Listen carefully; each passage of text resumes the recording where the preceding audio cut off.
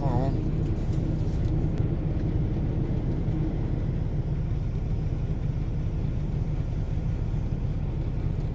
Well, up to 966 subs today, so got 3 more in the last since I last looked. Winslow.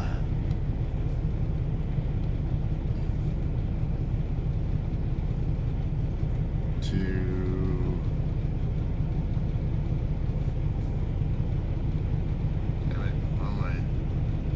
Wilmington, I think, yeah. If I even go that far, I don't know. They might reschedule my load because I can't get it there late, on time.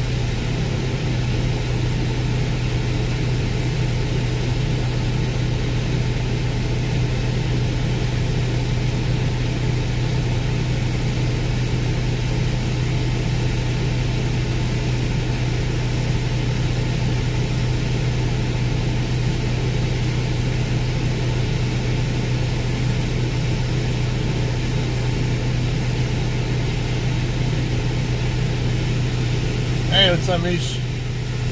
Did I put Winslow, California? Oh well.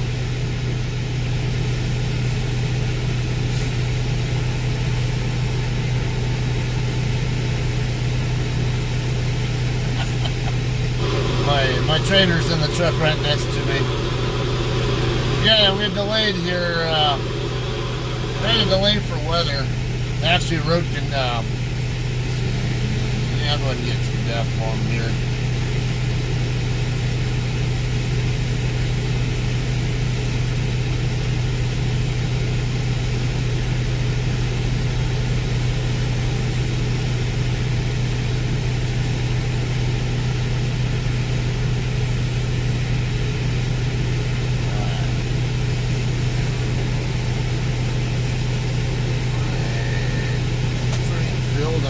Dump this thing in the trash when I get to the fuel island.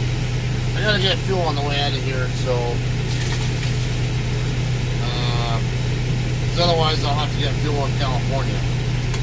I don't want to stop until I get near my house. Can you believe me? Alright. I'll get the fuel line. I'll let you know when I'm ready to leave.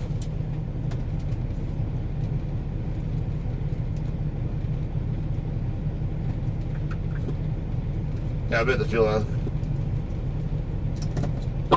I'm still here, just let me know when you're ready to go.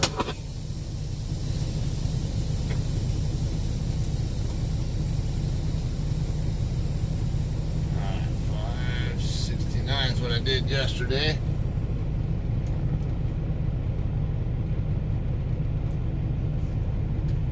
Alright, a little bit of a madhouse here right now. Wondering if as many, if a lot of these other people know that the road just reopened also, or if they're just natural leaving at this hour. Which way is he going? If you're trying to go, if you're just trying to leave, you don't have to worry about him. You don't need to go over that way unless you're trying to find a spot over there.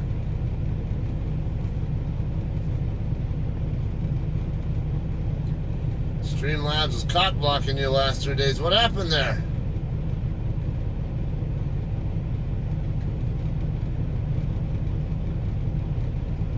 Yeah, I guess I'll have to fix the name, the state that I have it as. Is this?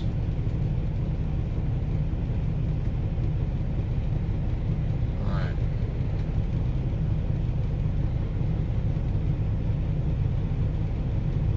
There was a truck over in the next lane that looked like he might be trying to set up the back into one of these spots over here in the corner. I don't know, maybe they were trying to. Maybe they gotta hit the repair shop or something. Get out of here before they get turned back around.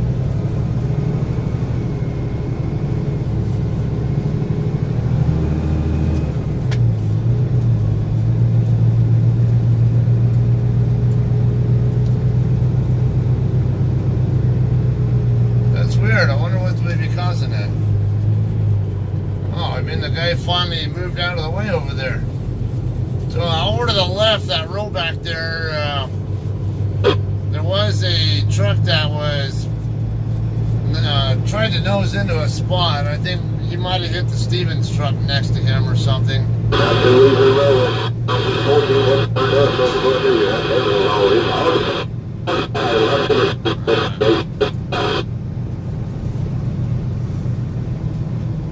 Well, when he, yeah, you know, this fuel island had open spots when I,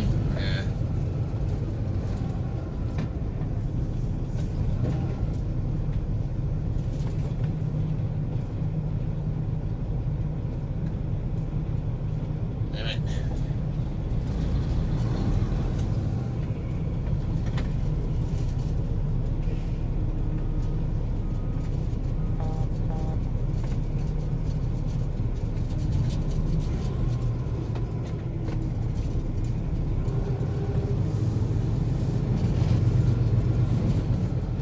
Guy trying to get fuel too.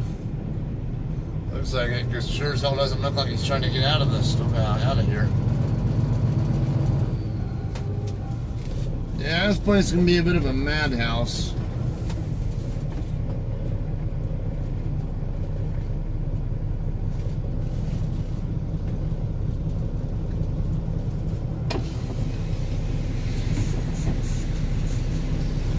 Going out?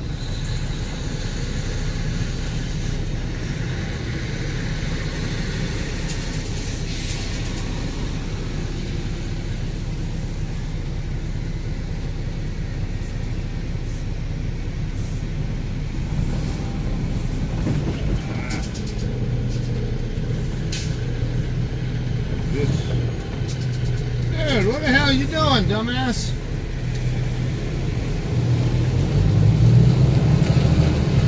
Fuck you, you're not taking this spot.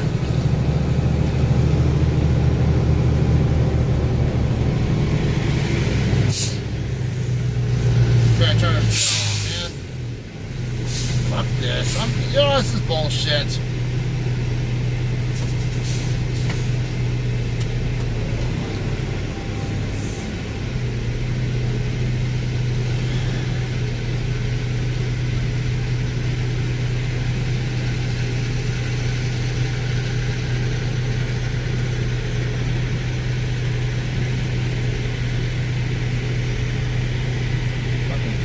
shit. It's always, I hate to be racist, but these young Indian guys always are the problem. Only care about themselves. They drive too fast. They drive like assholes. They don't care about anybody but themselves. You know, this is bullshit. Hey Joe, you there?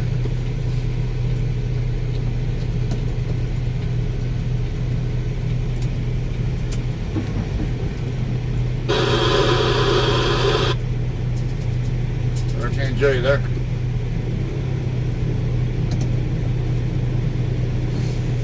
Fuck that. I'm not dealing with this place. Hey Joe, this fuel line's too much of a madhouse. I'm just gonna go somewhere else to get fuel. Probably go to Maverick or something.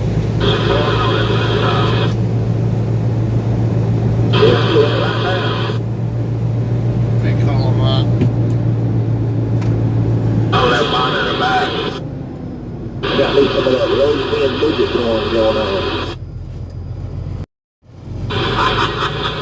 You play midget scare me.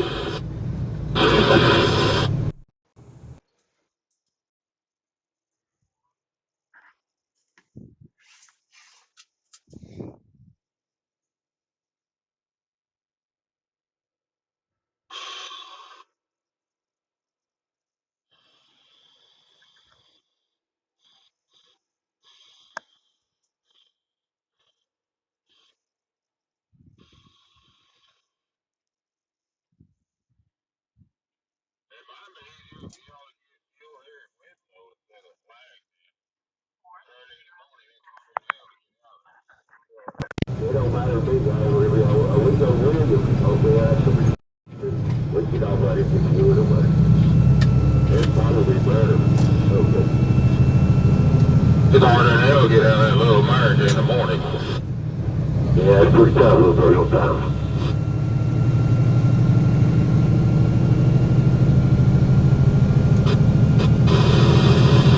Y'all gonna get me on here, I'm going to too. Well, you will. Well, I just slowed down, so I will. My truck is regenning.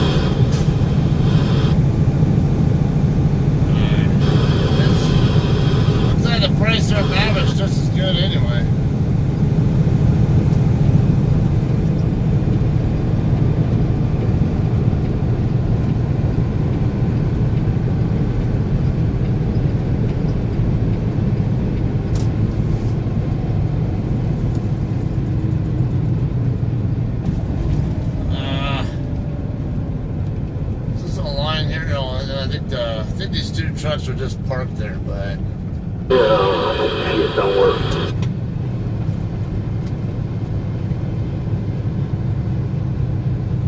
Gonna be waiting in line to get fuel here too. What sucks about leaving at this hour?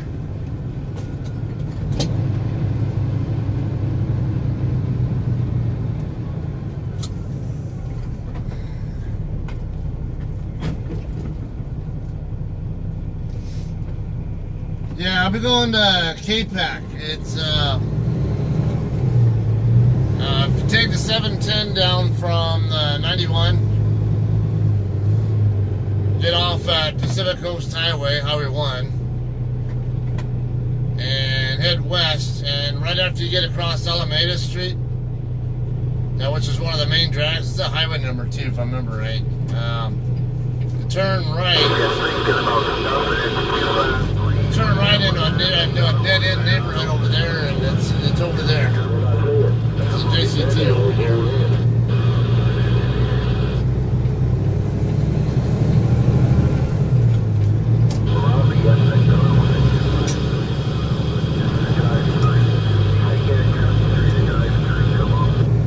Is that 4269?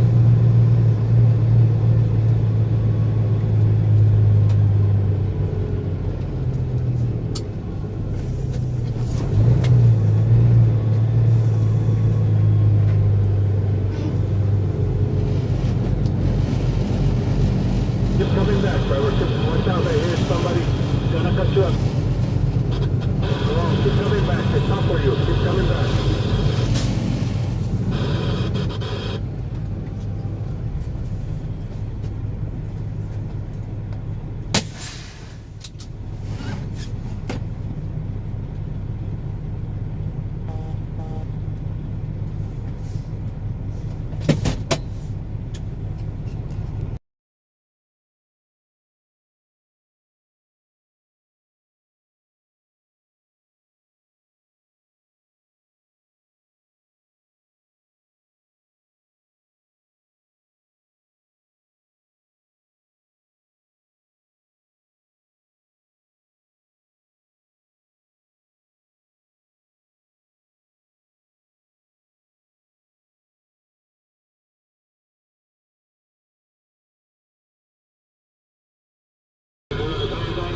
Well, I don't. Why the hell does that keep happening? I don't even touch the mute button, and it sometimes mutes.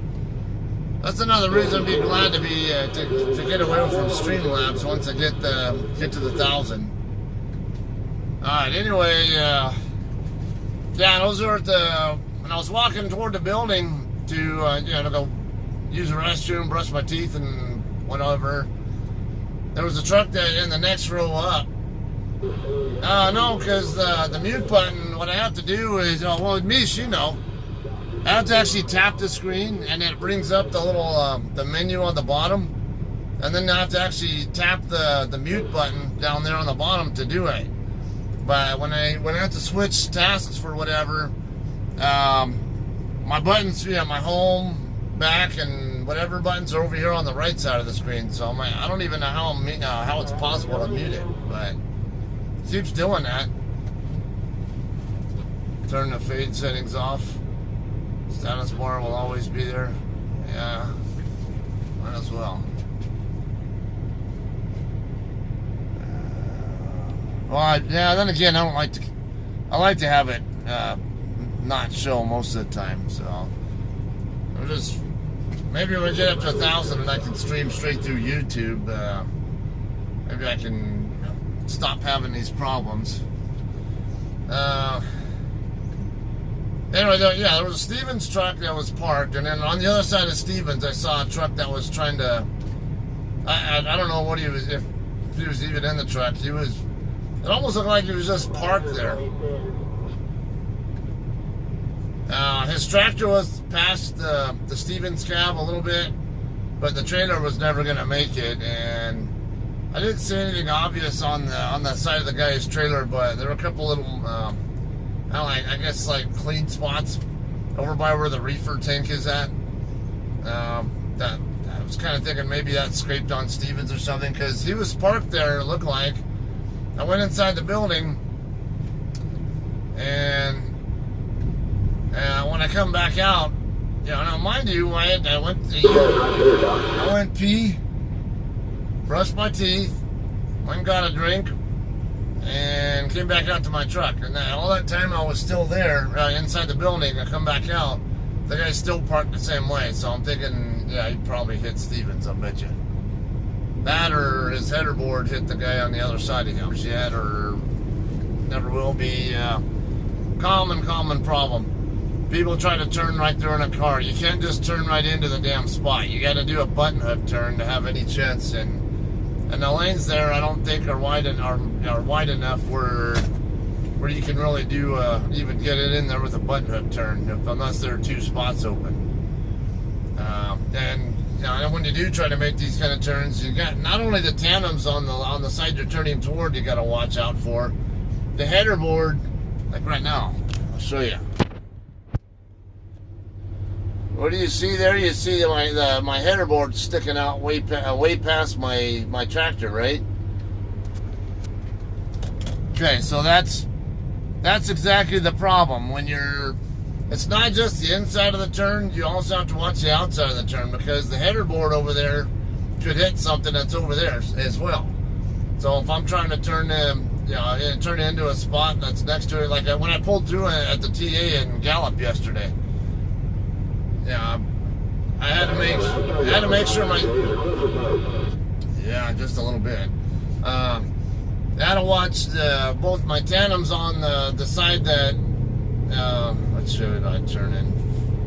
Yeah, I had to watch my tandems over here on the left to make sure it wasn't going to hit the heavy haul truck that was parked next to me over on this side. And then the truck that I was parking next to, I was also jumping back and forth looking at that mirror to make sure my header board was going to stay clear of the guy on that side, because they do sometimes hit. So, and I kind of like having no accidents, and I want to keep it that way. Mish, the header board problem with the day cab is amplified. I've almost clipped many a thing with my head. Interesting. Now, I've never done day cab before, so I've never. Yeah, that's something that's good insight. I never knew that. I've learned to creep when turning in. Yeah.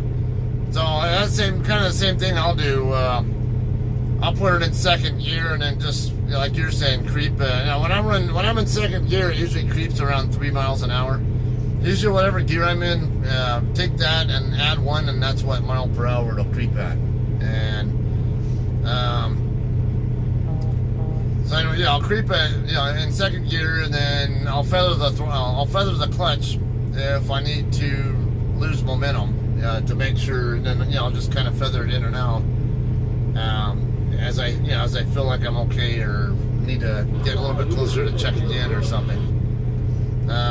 If you're on an auto shift truck, remember this is with newer drivers in mind. Maybe people who might be watching later on, or who might already be watching who are getting into trucking. Most of the trucks are auto shift, and they'll creep forward or backward on you. Creeping backward can be a pain in the butt at times. At other times it's great, but when you're trying to creep into an upward sloping spot, it can be a pain in the ass. Or if you're going into a downward sloping spot, it might creep faster than you really want it to, and then you have to kind of ride the brakes or whatever. And you actually can't now. Auto shift trucks are actually just like manual transmission trucks. It's just instead of you operating the transmission with the clutch with the pedal, the clutch is instead operated by a computer. It's not an actual automatic transmission like your average car is. The average car is going to have the automatic transmission will have a torque converter in it that uses hydraulic fluid to handle the gear changes. So just think like auto shift trucks are literally just a regular manual transmission engine, but instead of a foot operated clutch, it's computer controlled. And also, creeping forward, and they'll creep forward nicely for you too. And you can actually manually tell it to be in whatever gear to creep at different speed. Oh, here's Joe coming in right now. All right. So anyway, it can be a handy feature. You just gotta kind of let it do its own work job, and then you can ride the brakes, whatever, if need be, to control your speed, going more slowly around. Yeah, he's coming into the lane next to me.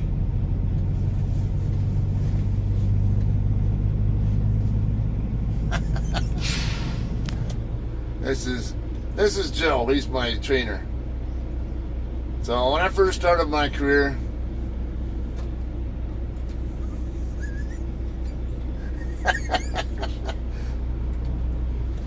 and that's one of his, he's got 2 dogs. That dog there's a attention whore.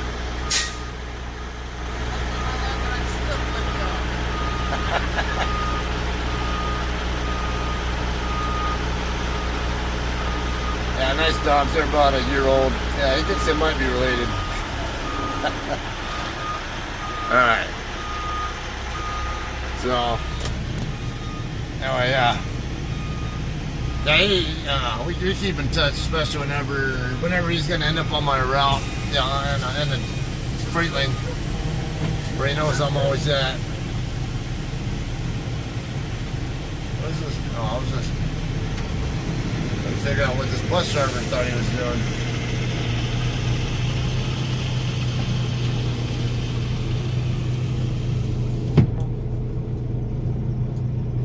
Alright, I think 22 is the bump I want. I'll probably have to go inside. I needed reefer fuel too, but I'm not gonna mess around with that. I'll just get reefer fuel like in Hesperia or somewhere when I'm getting a lot closer to the customer.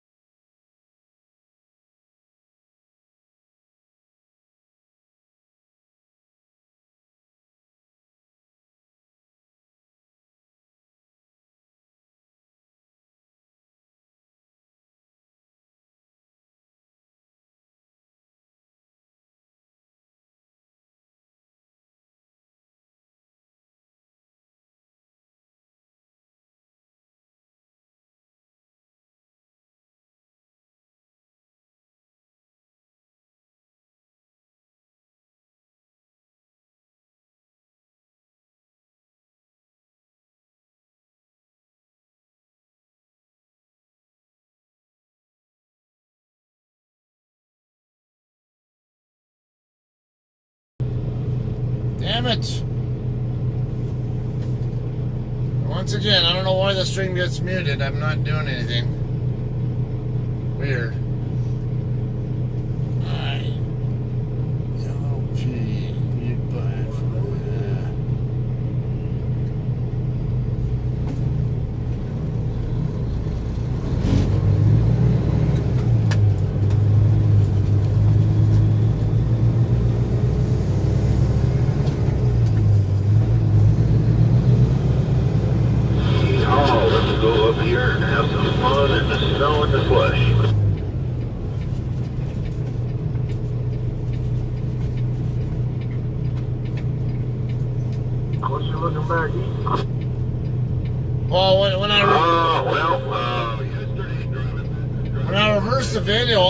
Double tap the screen usually. I don't even bring up the button bar thing, whatever.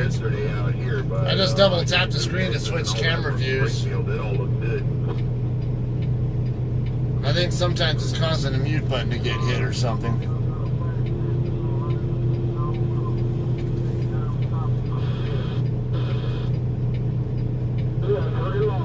Yeah, a bit of a cluster. When I was walking back to my truck when I was still at the Flying J, there were several fuel island spots still open. I could have just waltzed right in had I been going into the fuel island right there, but from the time from that point to when I get to my truck, I started walking around and everything else. I mean, that's all it took for the fuel island to fill up. Muppetry is a form of derision or making silly mistakes. All right.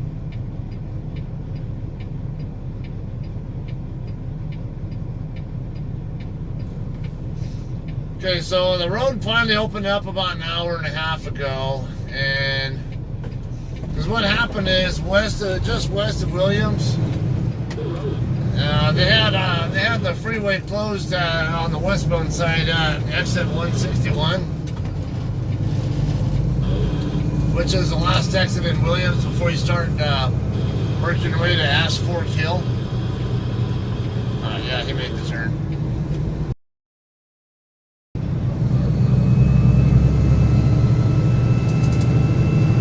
Okay, so anyway. Because of snowy conditions there, and then I guess someone had an accident that had the westbound side closed for numerous hours. I don't know if it was a fatality accident or if it was maybe a truck involved that was blocking the lanes or something that just wasn't safe to or feasible for them to try to clear it up or something. I don't know, but. They didn't reopen the highway until 6 o'clock this morning. Then they said when they did open it up, there was a 7-mile long backup. So when we get up there, it might be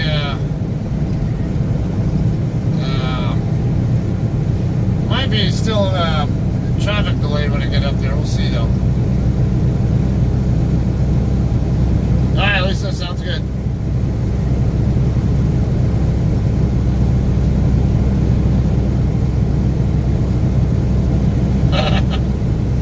Members of Congress have COVID. Please go say hi to Nancy. Yeah, there was another. Was it Kevin Durant? I think said that he tested positive for it, or somebody else. There was another NBA player who was very well known. I want to say it was Kevin Durant. I could be wrong now.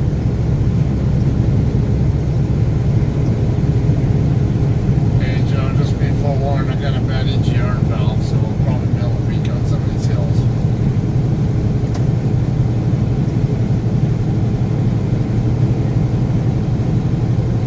It's not even. Speed receding.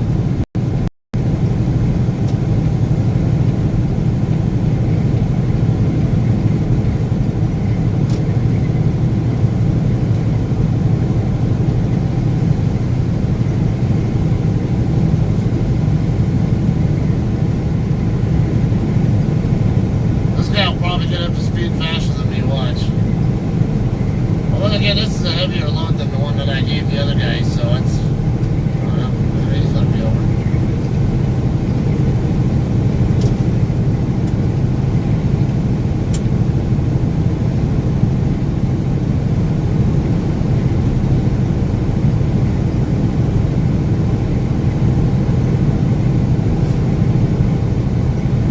Hey Joe, just be forewarned, I got a bad EGR valve on my truck, so it's gonna be a little weak coming up the wheels.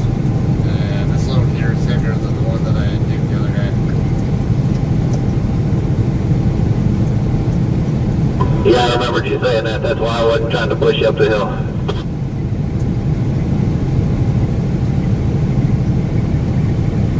Yeah, too bad you don't have a deer guard on the front of that thing. Yeah, and they want to have old GMC or Chevrolet front bumpers have those push rods on there.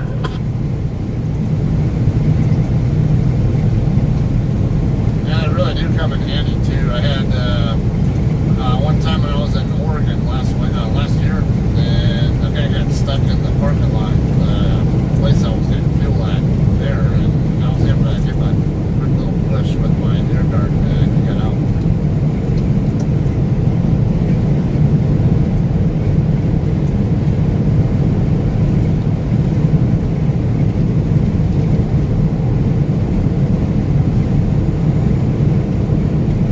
Definitely.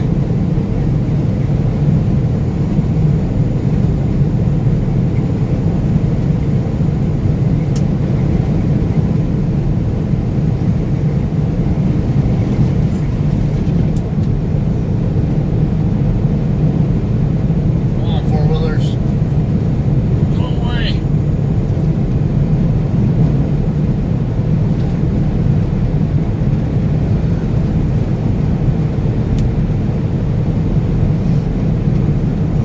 All right, have a good day, Tom.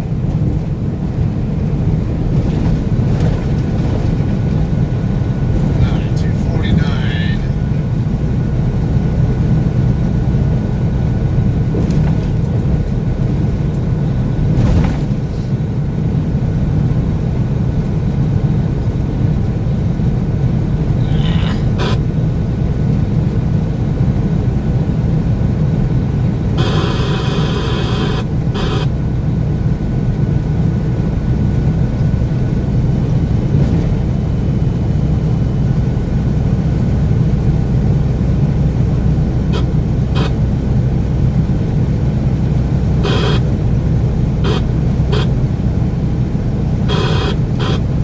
Oh, there we go again.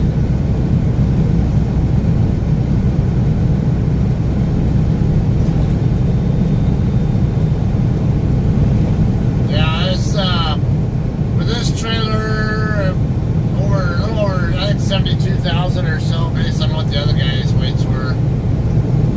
Actually more like 75, I think. Because he said he had 33 something on the drives, 31 something on the tandems, and I think 10 or 11 something like that on the steers.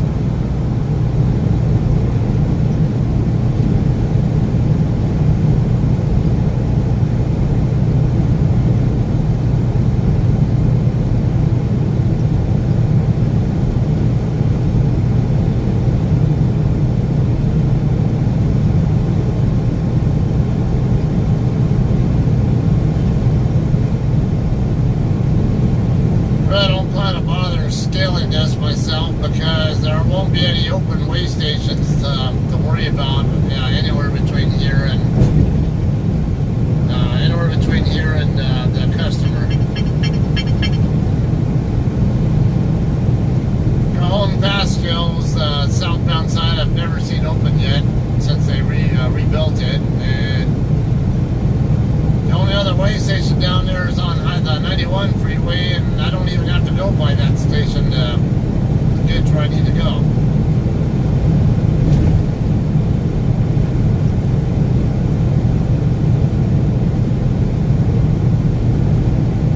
Got a new message coming in, so I'm gonna wait for it to show up on my Qualcomm, and they're gonna. I'm good. They're gonna tell me that the delivery got rescheduled to a different time. based on my ETA, I wouldn't be surprised if they say, I don't know, either later tonight or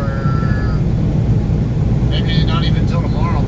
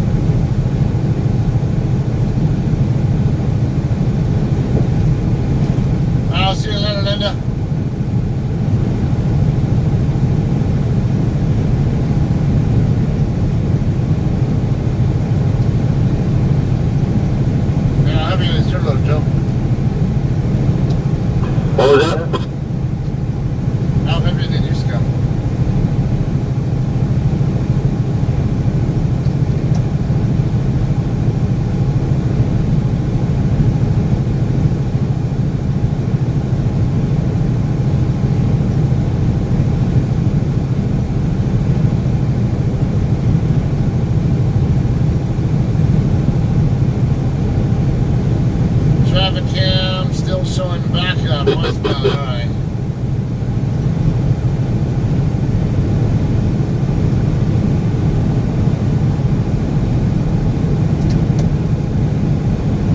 Yeah, I just got told there's still a backup over there in Williams. So we'll probably still get slowed down even as long as it's taking us to get over there.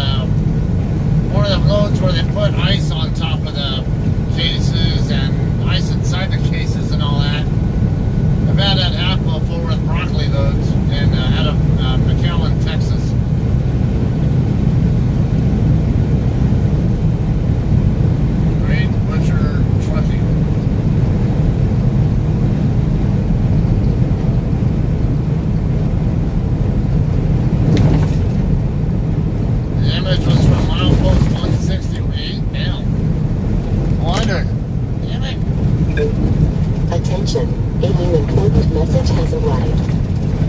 Yeah, I was, this guy's throwing chunks now.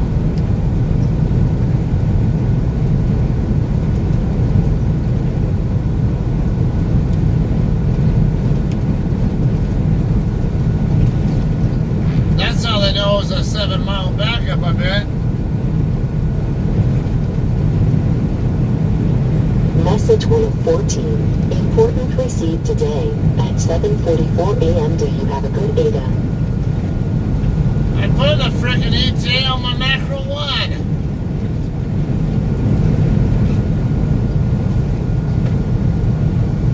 And I sent the macro 1 after my DM already showed up.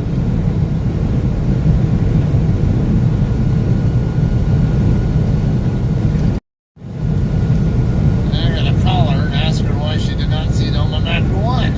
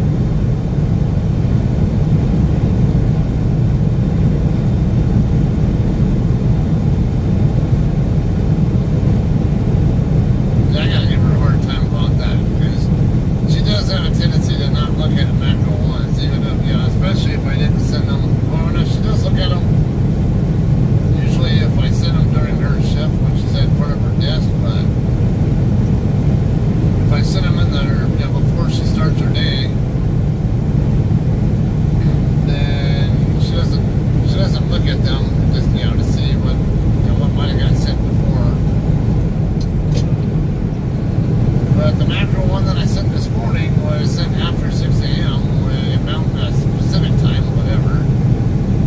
Because Arizona doesn't observe daylight savings, so we're in Pacific time zone right here. So after 6 a.m. Pacific time means after 8 a.m. Mountain, I mean Central time, which is after her start time.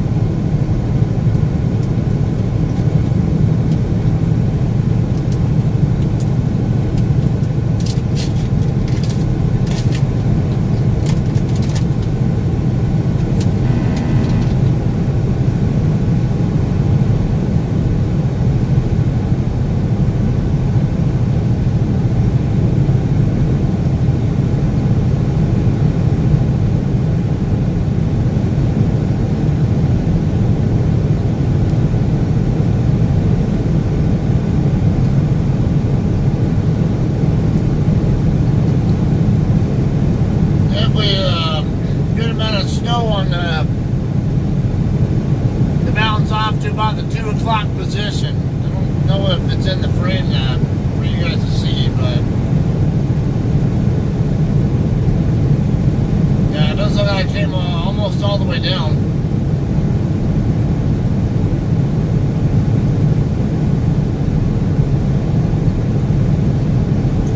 Look like it might be raining or snowing up here too.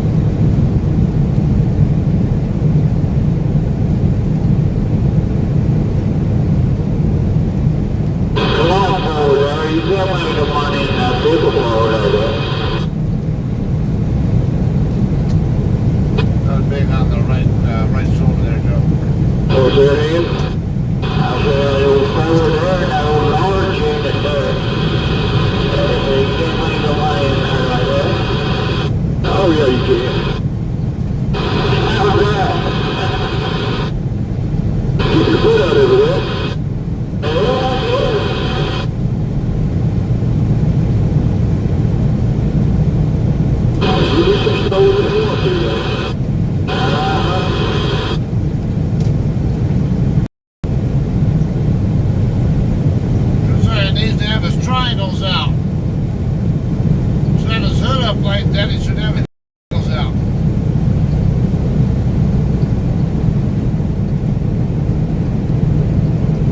That's required by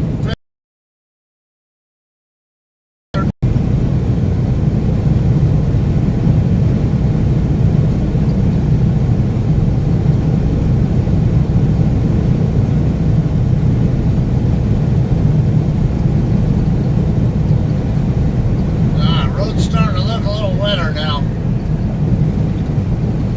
It's got about 40 degrees in, for local temperature though.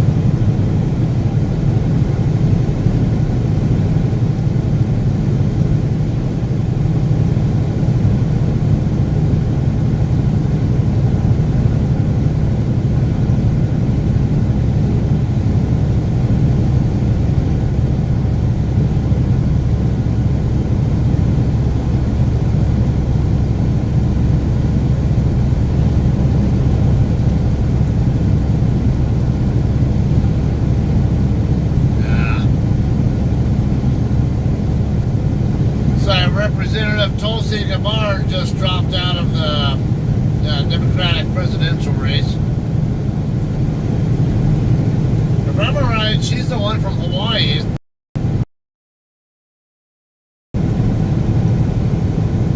What I know of her, I'm not a Democrat, but but if I were one, I think she would have probably been my personal choice.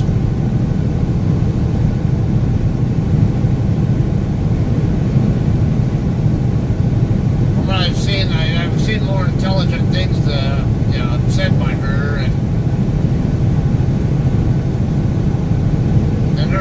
I think the views that she's had are so incredible.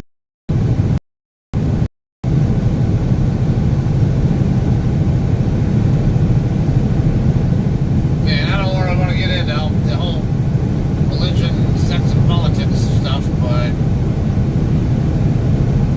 I just saw a notification saying that she's dropping out.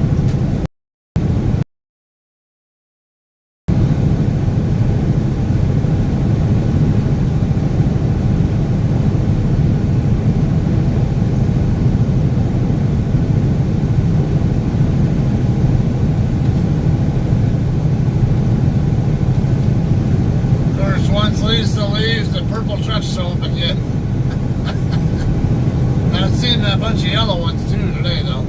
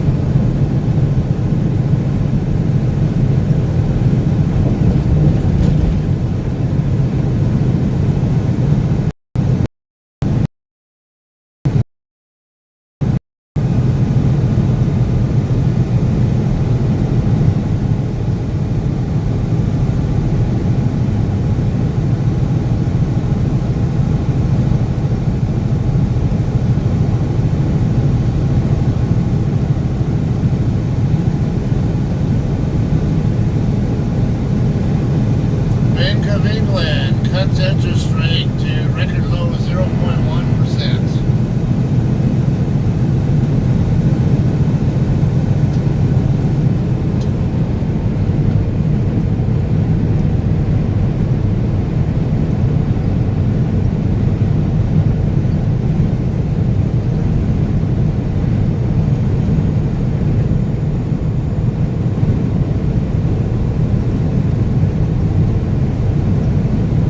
Struggle in whipsaw trading.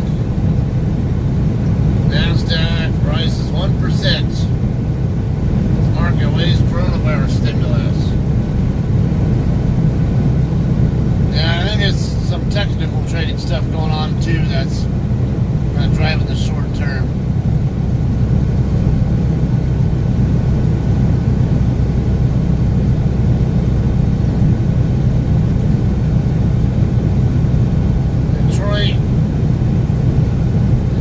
The Lions are trading their star cornerback Darius Stay to the Eagles.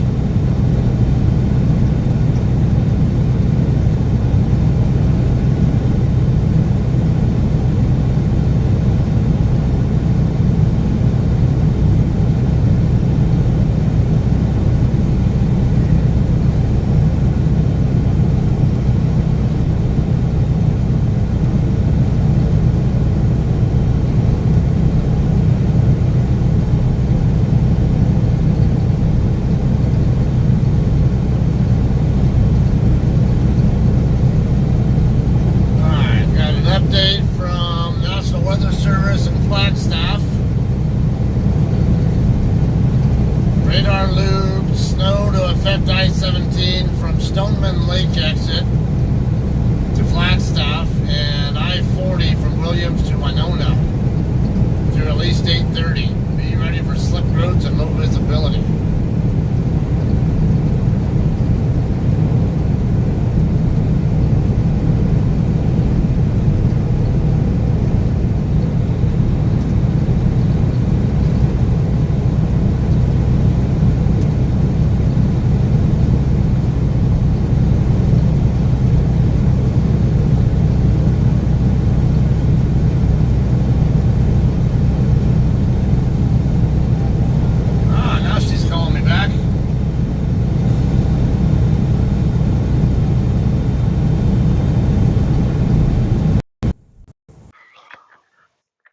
Hey, what's happening? You're killing me with the ETA question. What's that? Did you get the answer you were looking for?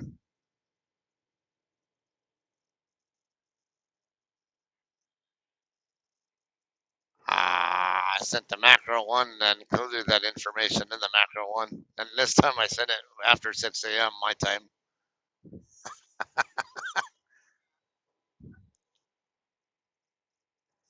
Yeah, it's might even be a little bit later than 1700 because it's let's see, I'm a little more than 3 hours out now. Actually, more like 3.5 because I'm gonna have trouble with the hills with this EGR problem. As this guy's load is heavier than the one that I gave him. So I'm thinking about around 11:30ish or somewhere in that ballpark. I'll probably cross into California, and then it'll be closer to 3 hours. Maybe not quite 3 hours before I get into Barstow, and I'm gonna have to take a 30-minute break somewhere in there. So say about 3.5 hours would be about 3, and at least a couple more hours to get. What's that? Yeah, I think 1800 is a little bit safer bet.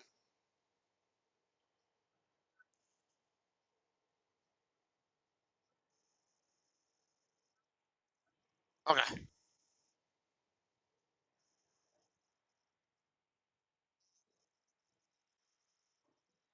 Okay. Uh, no problem. Bye.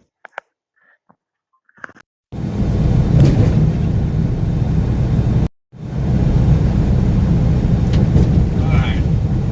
So just to be safe, I'm going to go with 1800 as an ETA. So I probably will get slowed down a bit through here and also on the hills in between Seligman and Kingman.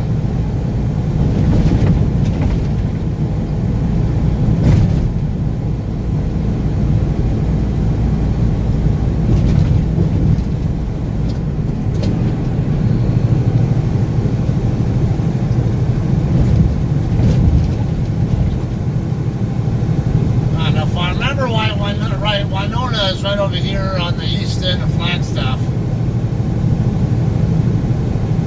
We got one on here.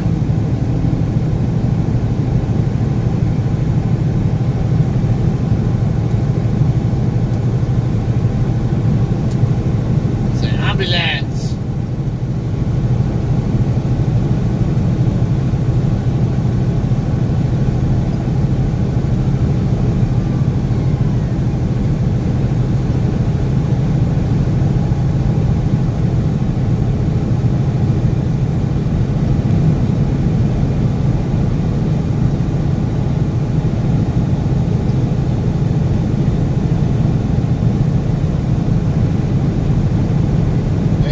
Delay still on I-40 near Williams. If you're not already stopped, please wait until the backup clears before you head out.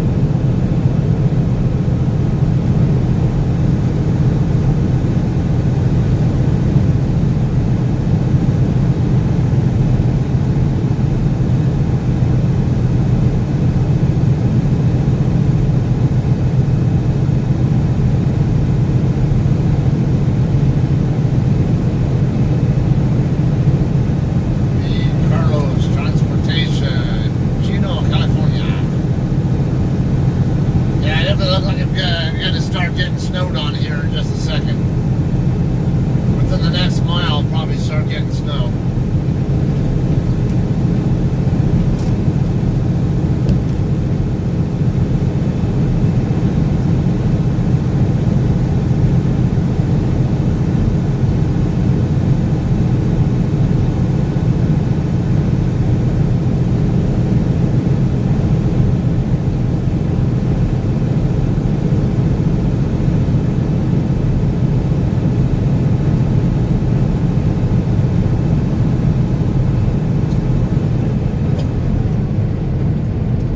Starting to get a little bit of snow flurry activity here now. I'm going to get more of it before we even get to the next exit.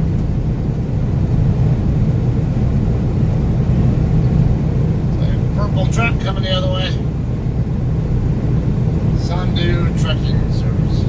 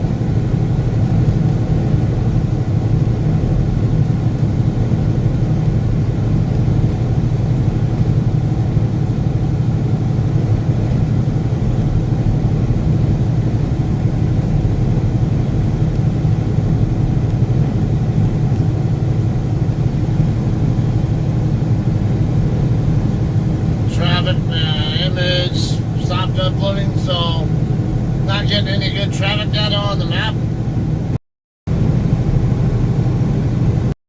But it's about stopping at Little America. Wait for the traffic delay to clear up. The backup starts in the one.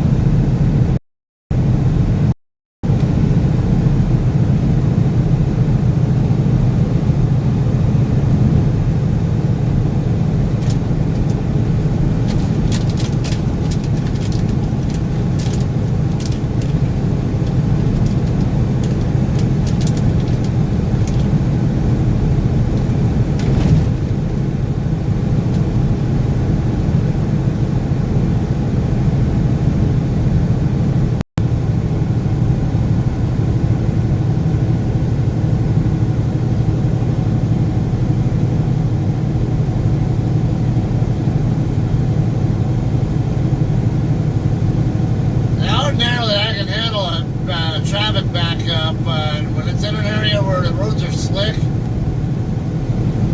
probably not the best place to be, best time to be going through that kind of a delay. Really don't want to sit in delays anyway.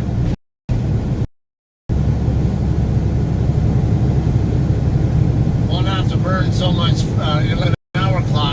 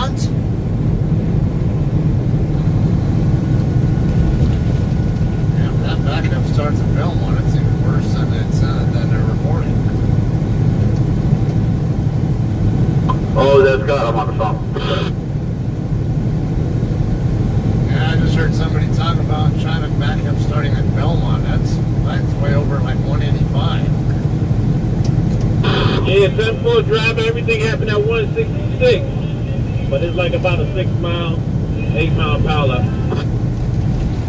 Alright, copy that, thank you. Idea for us to stop and wait it out, let traffic start moving on before we start rolling again. Yeah, Winslow driving, like I said, it's about 6 to 8 mile pileup after that. Well, I appreciate the info.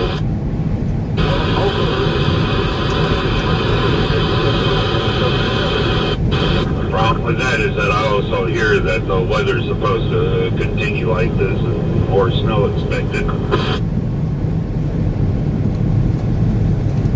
Yeah, I saw some from the weather service saying by 8:30 it should stop, but I know there's going to be more continuing at some point in time today. Yeah, that's why I'm going to go ahead and push on through this. If it's 6 or 8 miles, I'll go ahead and suck it up and try to take my time rolling through it. That'll be fine with me. I just want to get the fuck out of here because you know when that shit kicks up again, people are going to get out there and be idiots and do and cause another fucking pileup. True story. This morning, man, the first pileup last night was down around the 160 and now it's all piled up like 170. Yeah, I've had an 8 almost all my 11-hour clock to work with, though. Definitely don't want to be burning it up, same thing traffic.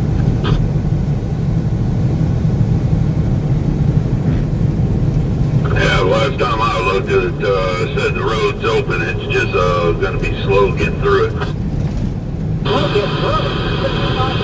You on West, there's a 15-mile backup.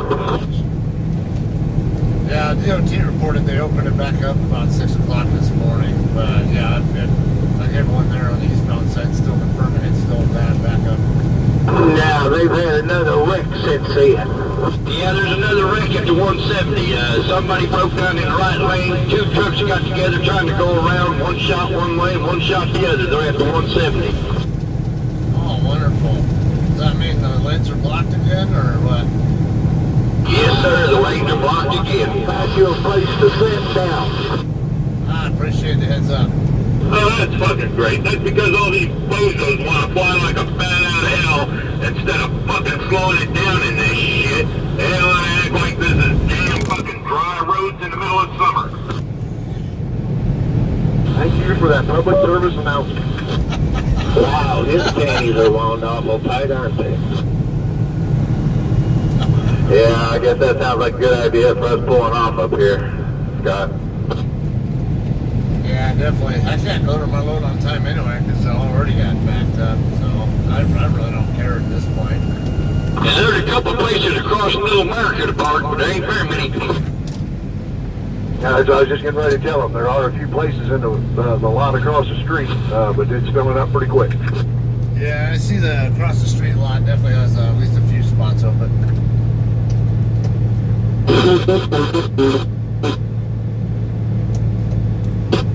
can always park over here by Cracker Barrel too if need be.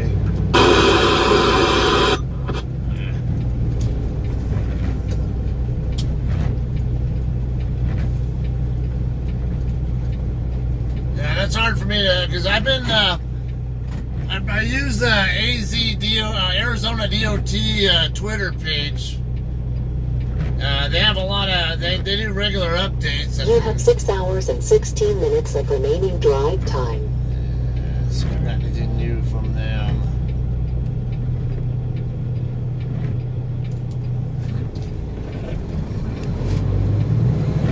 Clear both ways.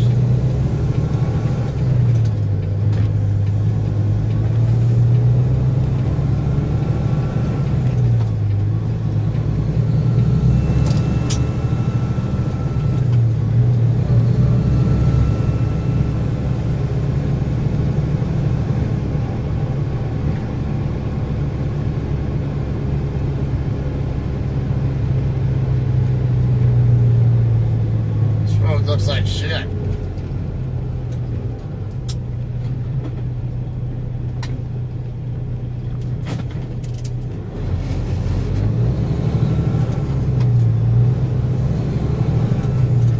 have to use my hood mirror to make sure there's no nobody coming down the off ramp there gonna run a red light or anything.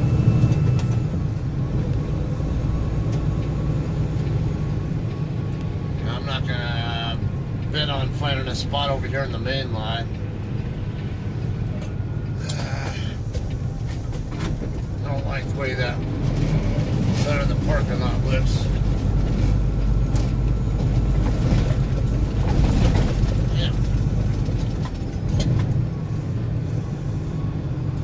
Did you get out of the freaking way so I can park where I...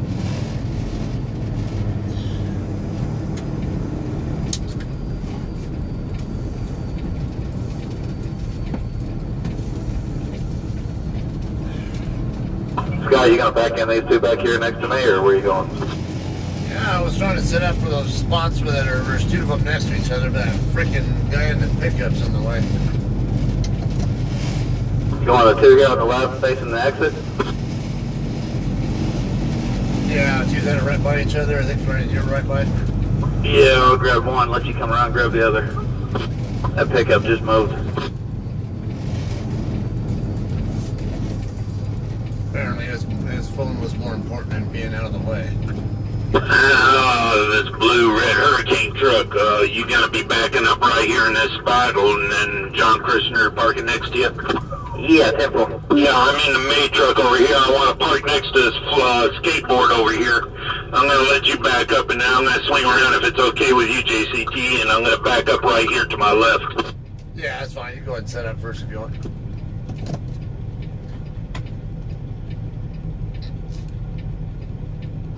Got that truck to the right. The view is kind of pushed over this way a little bit. I'll kind of crowd this left side, give you plenty of room. Copy that.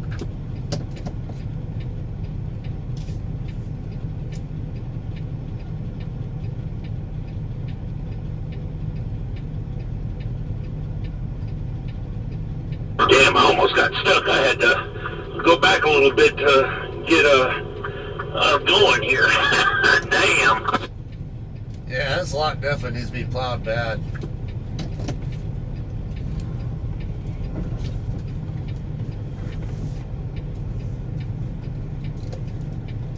Oh, are you going by Ibn J or go for the one here in the corner?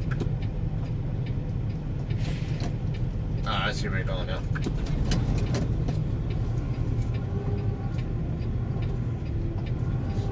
Yeah, you can get next to your buddy over here.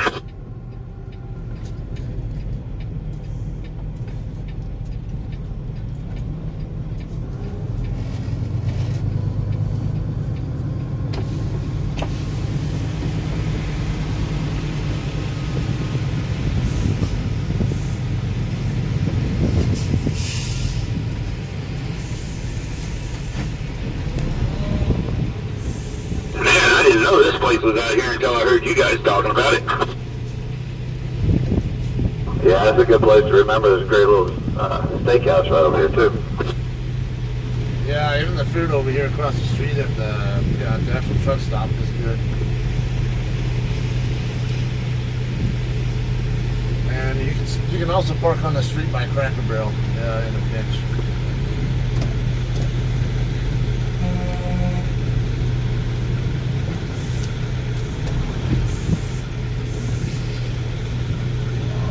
If you're going across the street to eat, the dining room's closed. Yeah, I figured it would be because of that disease shit that everybody's panicking about. They got everything closed. Wait, I'm gonna straighten it up so you're gonna get more room, okay? Alright, oh, you got more room on the other side of you, or? Alright. Take out. Yeah, now my right side's gonna go move over a little bit, straighten out or whatever. I've got room to squeeze in between both of you guys safely, but more room definitely helps.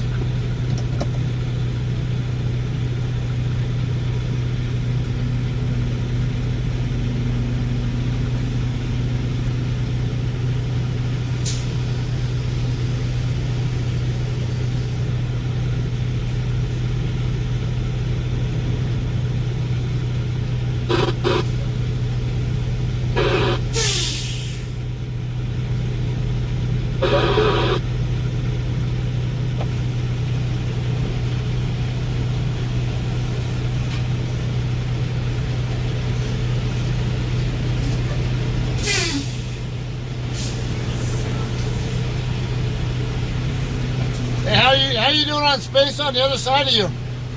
How are you doing on space on the other side of you? Alright, yeah, so the way you already were, well, it would be fine. There's enough space I can fit between both you guys the way you were.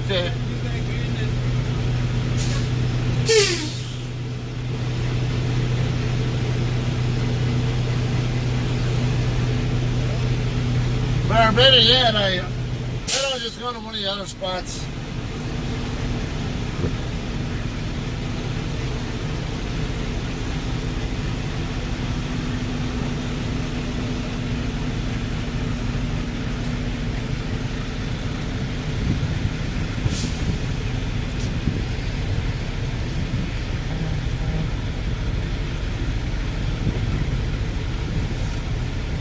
Alright, left lane is just wet. Hell, let's go. Or get the hell over.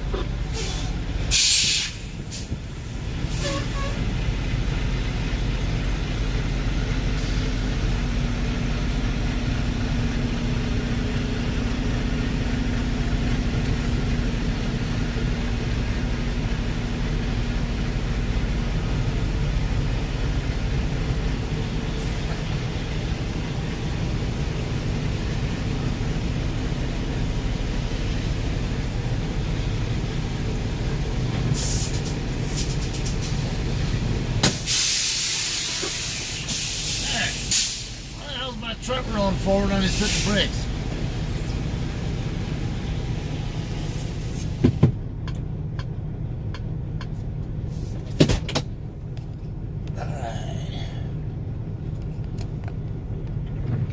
Alright, so yeah, pretty messed up situation here. I need to send Shay a update letting her know I'm shut down here.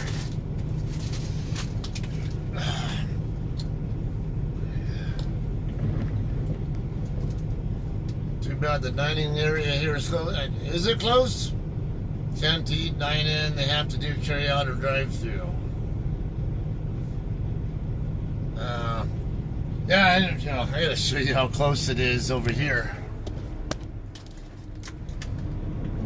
Let's see, my mirror would have been in position. I'm kind of cocked over, and how tight it is right there. I'm like just inches away from Joe's trailer.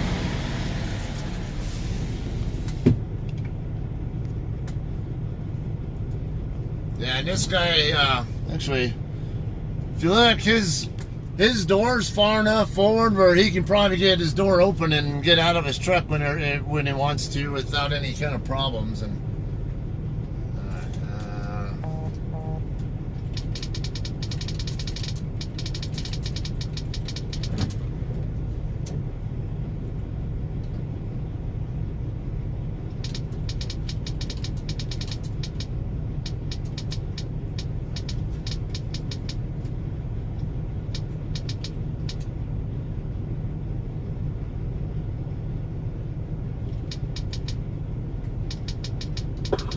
Westbound.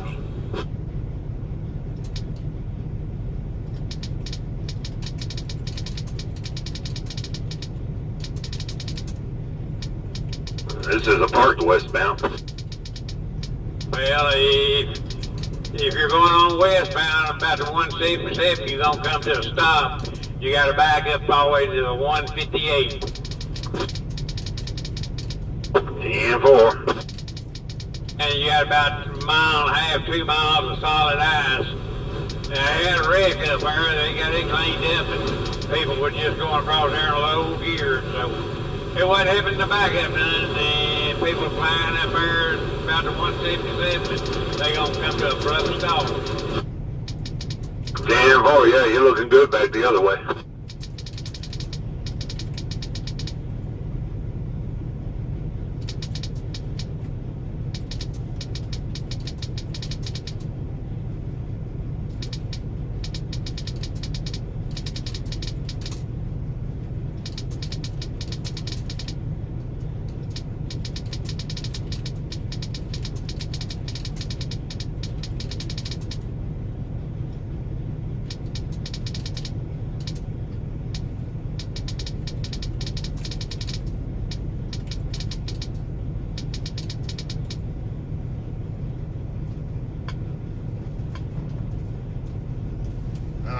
So I'll send another update. So let's see.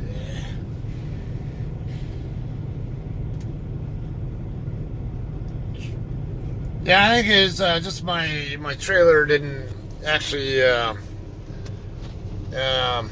My tractor and trailer brakes. It took time for the air to release from the lines and allow the springs to reset the parking brake on both. All right. Anyway, we'll say what's up to him. See if he's gonna want to eat or anything like that.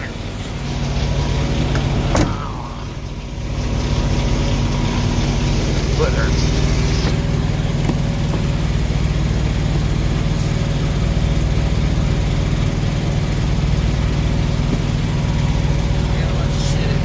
Holy shit. Yeah, you do. I can only hold one back at a time. Hey! Hey! Move! Come on. Move! Yeah, it's usually just me, so I just keep my shit on. Alright. Are you streaming? Yeah, I can end it now. So you're showing everybody all my shit? Yeah. Come on. Come here, pussy. Come on. Come here. Can't even get in the damn truck because he won't let me. Or she, I mean. Alright. Yeah, I'll probably end the stream here because I don't know how long we're going to be, but this is Joe. He's the guy who trained me when I first got my CDL. Yeah, you can blame it all on me. Yeah. Freaking asshole piece of shit and all that.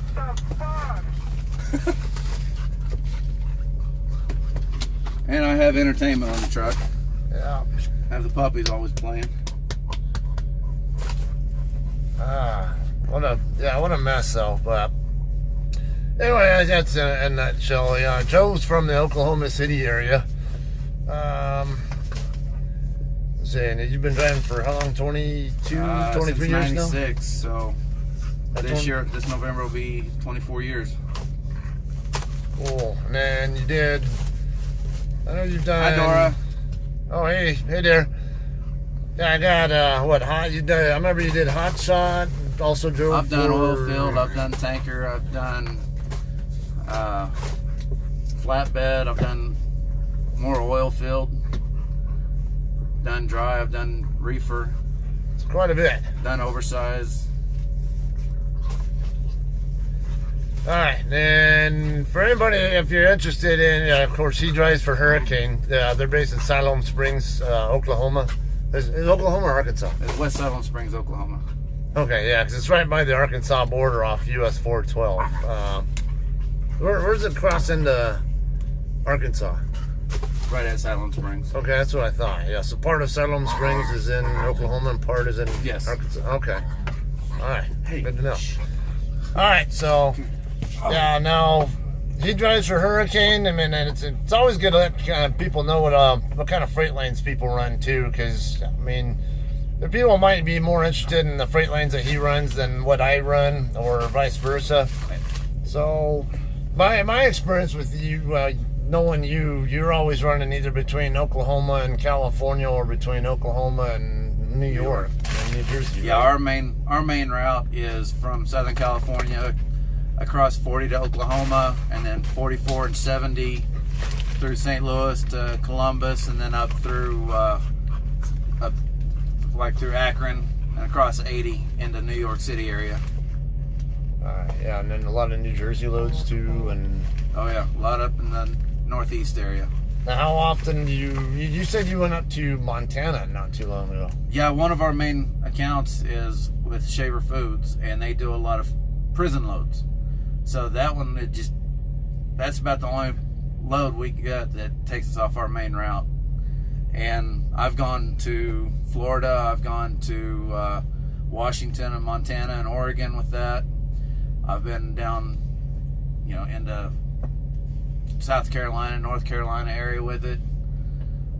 So you guys do run pretty much all 48. We do occasionally, but our main route is that 40, 70, 40, 44, 70, and 76, 71 and 80. Oh, 71, okay.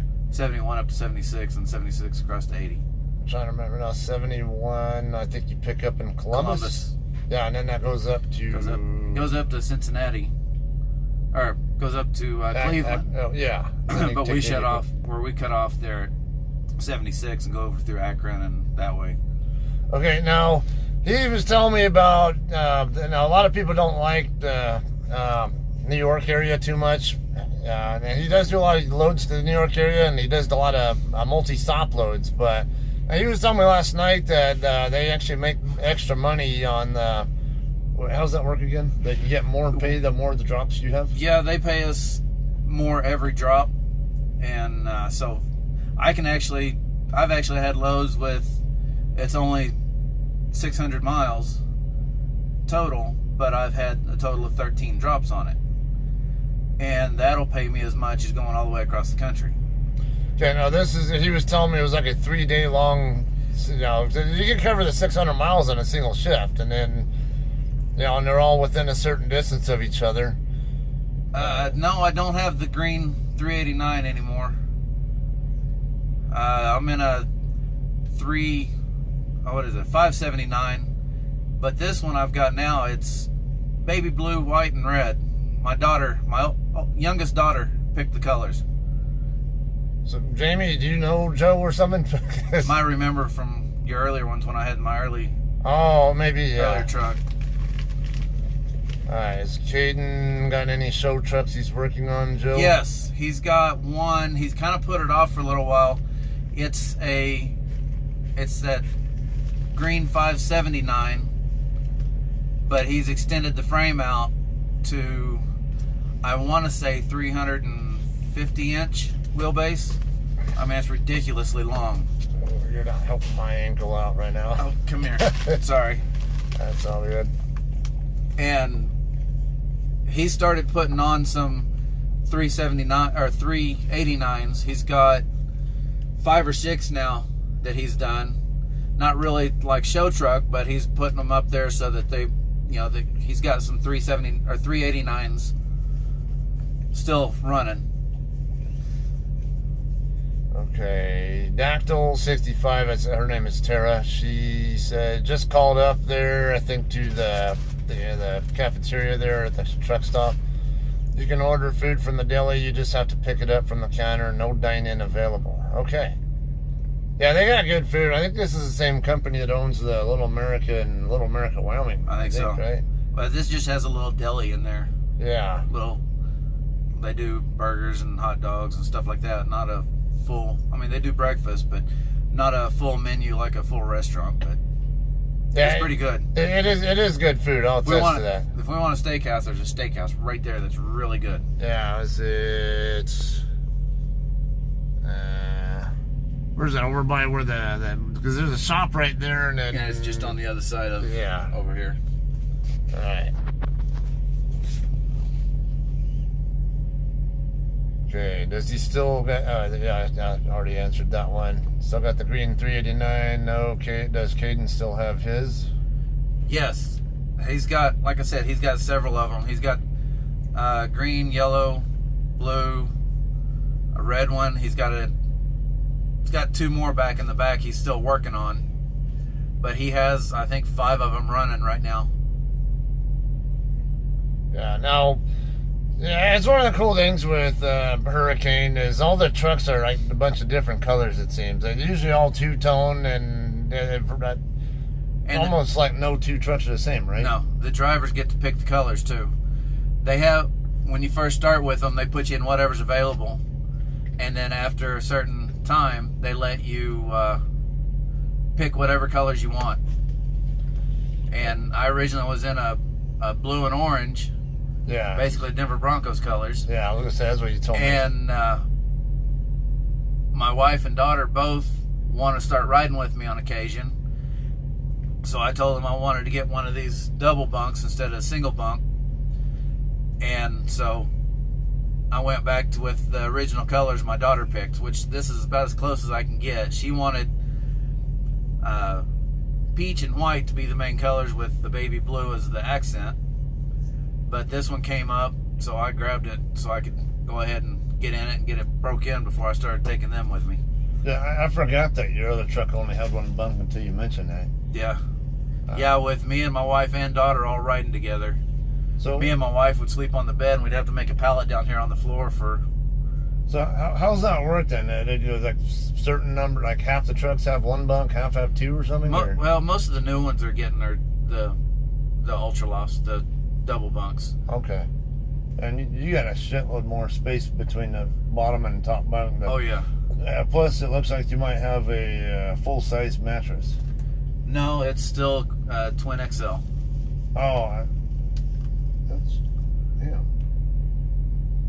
I can almost swear it's lighter than a twin. Interesting. Anyway, yeah, I'm not gonna go showing you his bunk area, not without his permission. Oh, go ahead. It's dirty. I don't care. You can see it. Yeah, I mean, at least the I'll probably show you the arrangement, like how his cabinets and all that are set up. And my little TV I got mounted on the wall. So they got a pretty cool setup here. You got three-door dresser thing here. I've got a microwave. See, that's nice. I got a setup right there just for the microwave, and then even more up here. This thing looks even taller than my truck. Containers. My 43-inch TV I got mounted on the wall. They made a custom bracket for it too. So now this is a 579 also, but now see, if you notice, he's got an actual door, like a on his, versus where I'm mine. I have one of them vinyl or whatever Nets. kind of snap-on type things. So, all right, do they still only have one fuel tank? Yes. How big is it? 150 gallon. I can still do 1,000 miles easy on one tank of fuel. Yeah. So if with this one tank of fuel, if you run it out of fuel, you're doing something wrong. That's interesting. Yeah, you don't have to worry about fuel cross-flow problems like I have intermittent problems with my cross-flow valve. The only thing I don't like about it is, like today, I'm going into California, and with me buying the fuel, I really don't want to pay the price of fuel in California. But with as far as I'm going to have to. Whereas if I had dual 150 gallon tanks, I could top off in Kingman or here, Flagstaff or wherever, go all the way in, get what I needed done, and get back out before I had to get fuel again. Okay, now he's going to West Sacramento. Come here. But now, where do you usually load what cities do you usually go to when you end up? Generally, when we load, it's usually in Salinas. Okay, yeah, green loads. Or down in the LA area, or down in go down into Yuma.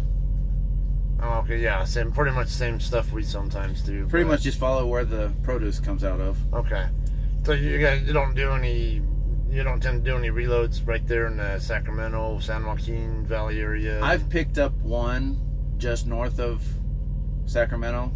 Like Yuba City or Marysville? Up by Yuba City, up just west of Yuba City. But generally I'm heading back down to Salinas. Okay. So yeah, even with me having 200 gallon tanks, two 100 gallon tanks on my truck, that is one of the few cases where I don't have a choice. I have to get fuel in California. Even if I max out my tanks in Lake Havasu City, if I go up into Sacramento and then have to come back down to Southern Cal and back out, there's a pretty good chance I'll need to refuel in probably in Barstow or something to at least get me to Arizona. But yeah, now normally though, I can fill up in Fernley, Nevada, before I come into California on I-80 and make my delivery. Sorry, Dora.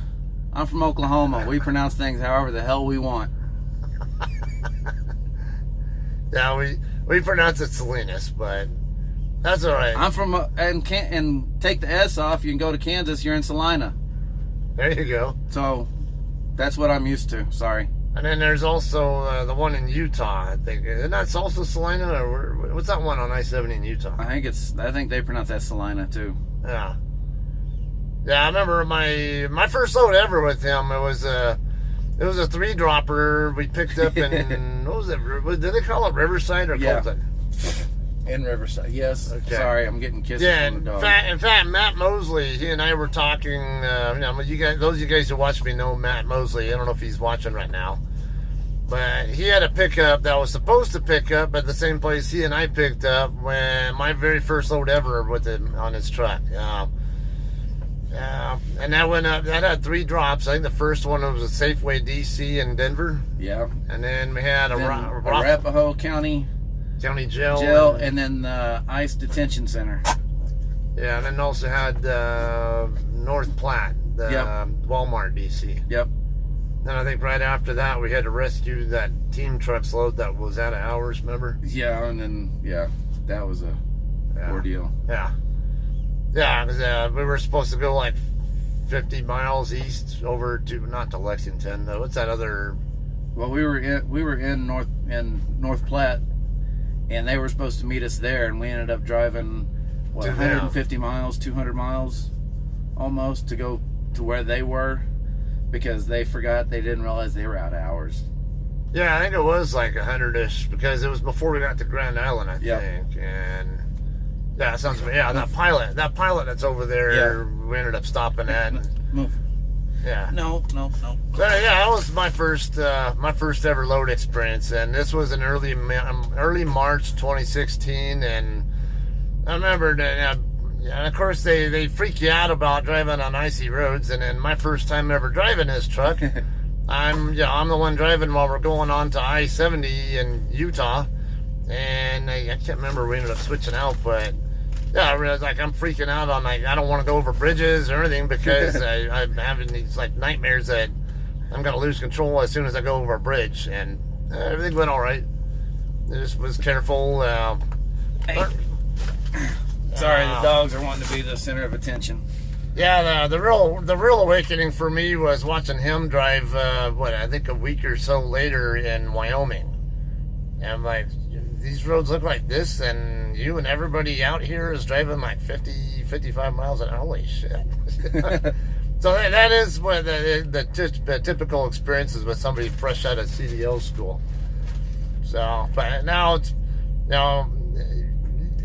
when you drive through there enough, though, I can see why he and everybody else drives through there on the kind of conditions that I saw. That's a lot of times the road actually looks worse than it really is, but then there are also times where, it really is. It'll jump up and bite you. I had one actually in Elk Mountain last year. I think it was October, November, or something like that of last winter. Not this last October, but previous year. Right. On Elk Mountain, there's 2 areas where there's a bowl that goes down and back up, like the 265, and then they get icy as hell all the time. Yeah, and then another one at the 250. Exactly right. The road looked like it was okay. It could actually be in the upper 30s, like 38, 39 degrees, but because of the wind, those roads will be completely iced over. Yeah, and then I was heading west. I was heading westbound. Hey, go. I'm heading westbound, and the road looks like it's in pretty decent shape, and it's just like you described, like upper 30s, maybe even 40ish, and. I see a truck in a median, right in the median, facing the same direction as me, and I could tell they were moving or trying to move. So of course I fixate on them, and I'm not thinking anything about why are they there in the first place. Famous last words. Yeah, exactly. So I ended up, I felt my back end, my drive axle kick out off to one side, and I just had to keep my throttle steady and drive through it and keep my steer tires pointed where I want the truck to go, and made it through that. But oh God, hey, don't fixate on what someone there is doing, because there's a reason why they're there, and I figured out the hard way why they're there. But thankfully it didn't end up joining them there. So yeah, it's definitely got to watch out for this stuff. I had another one in Nevada. Going across I-80. Oh man, that was another one. It was raining. The road looked just like a normal wet kind of road. but in reality it was icy. Yeah, but I'm sitting there doing like 50, 55 like I'd normally be on a rainy road, like, you know, not super wet road, but wet. And passed by one truck. He's got his 4-ways on.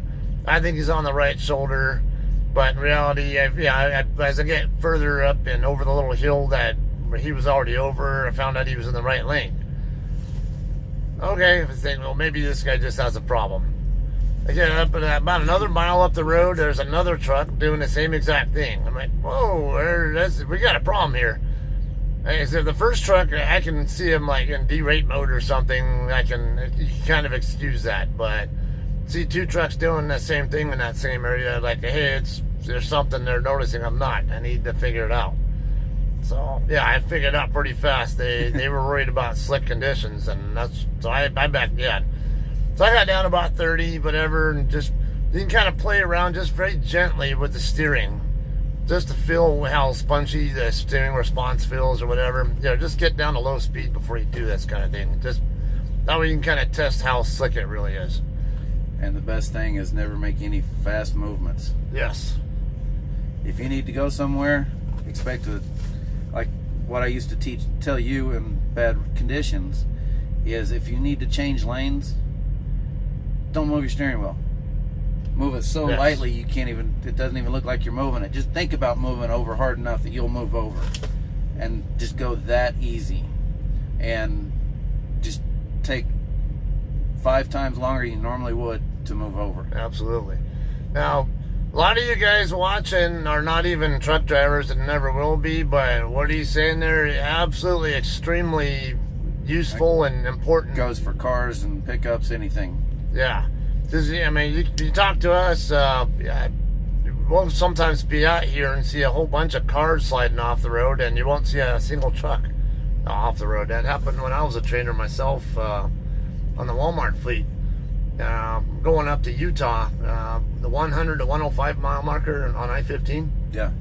I had a trainee on the truck, and it was like October, November-ish. We were getting dumped on up there, and there were just in a little 5 mile span. They had at least a dozen cars. All of them were cars. Every single one of them was a car. No truck at all was off the road. But we had a dozen cars within a 5 mile span. They either went into the median or off into the ditch off the right side or whatever because they lost control on the slick road. Well, one of the reasons why we're sitting here is because there was just another wreck, and it was 2 cars, but then there were 2 trucks coming up behind it that had to avoid them, and they went off on either side, and so it was 2 cars that kind of screwed it up. Now, as we're sitting here, I'm watching all kinds of trucks coming in here, so they're starting to realize that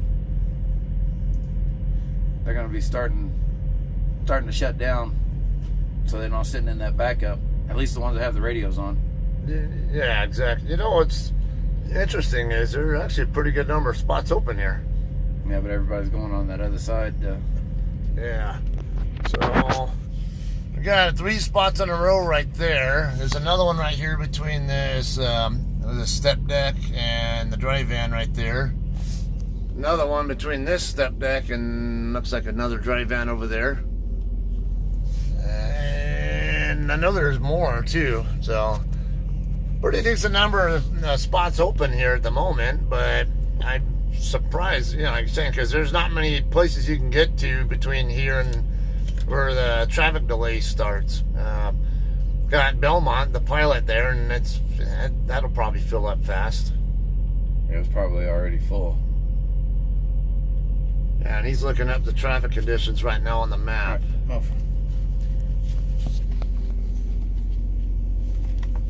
So, yeah, that area, there's a little chunk right there where there's no traffic down at all. That means that nobody's getting through there.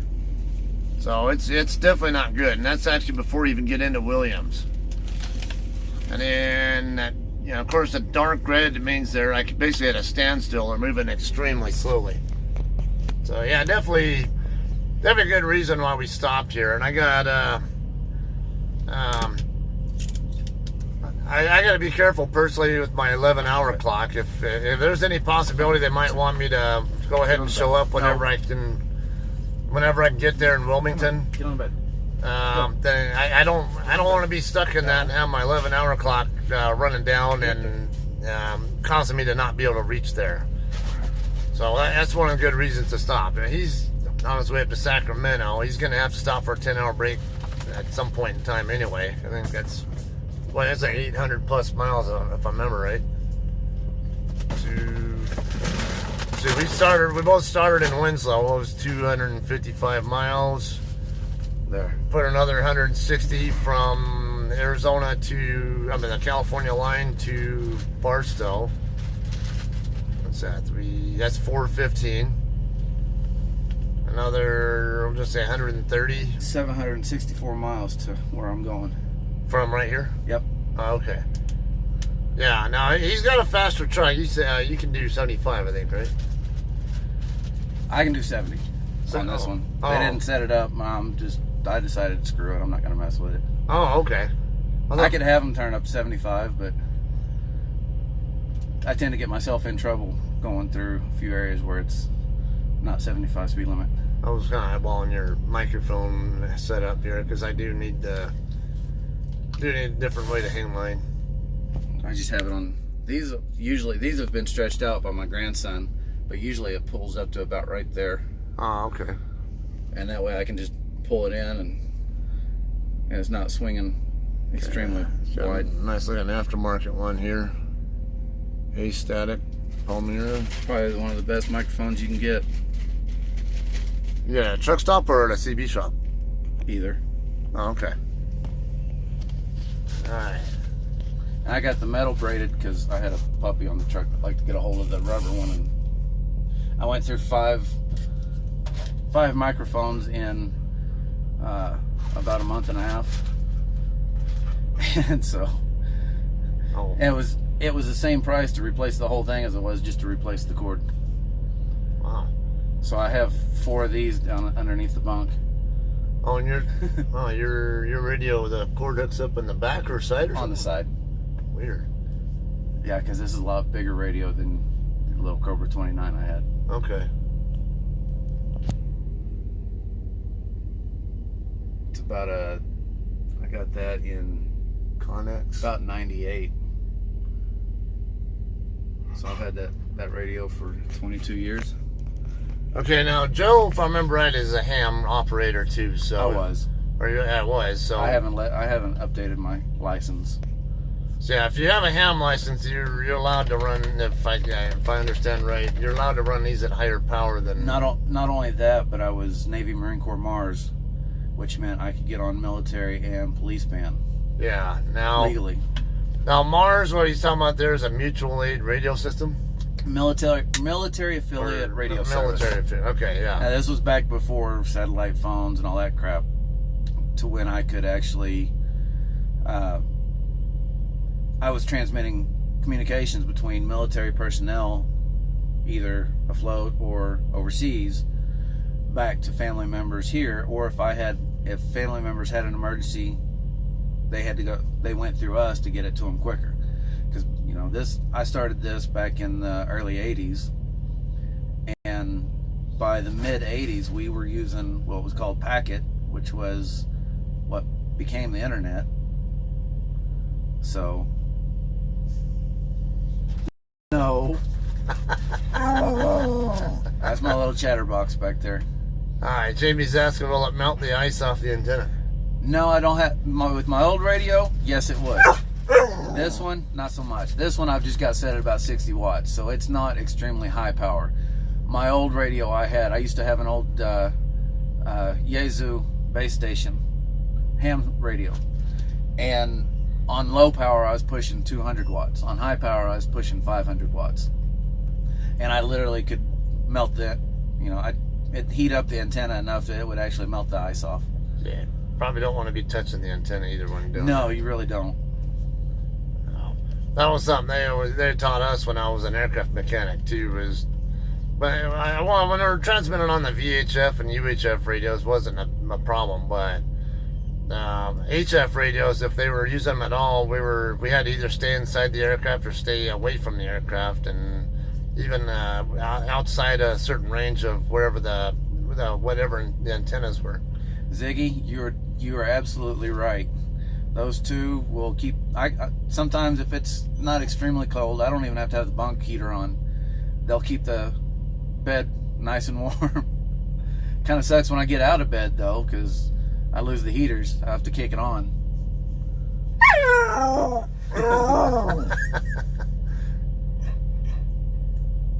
Look at Mama standing all tall, Like they want the attention. She's like got her attention on, like, just like she's curious and I think she's part bird dog of some sort, and so she watches whenever she sees birds, or she sees the crows out there by the trash. Yeah, see crows right over there.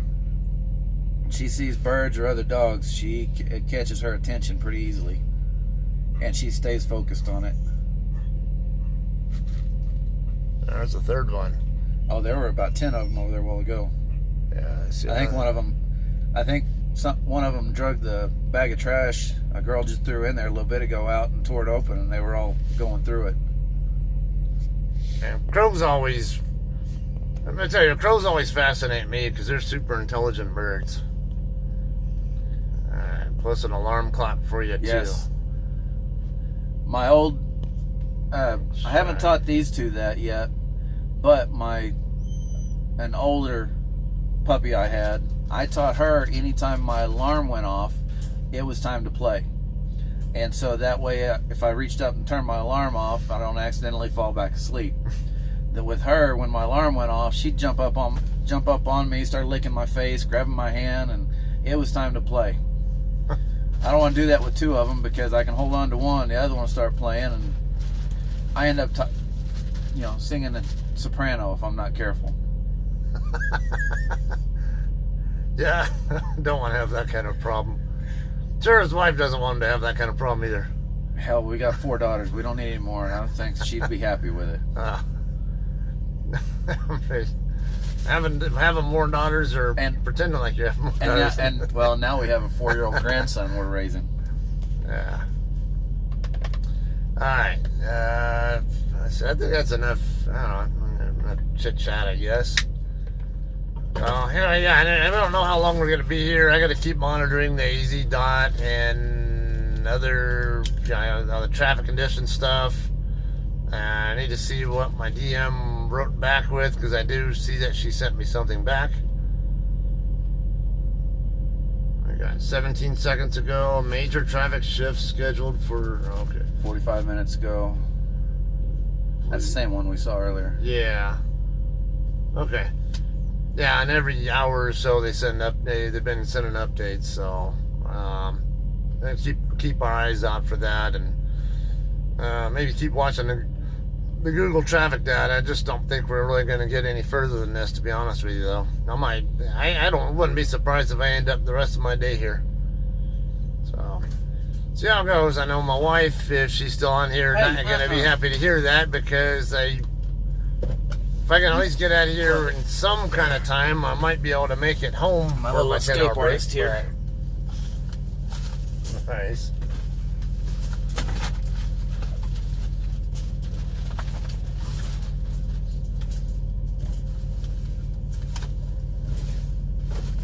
Still pretty good. Oh well. I'll hold on to it.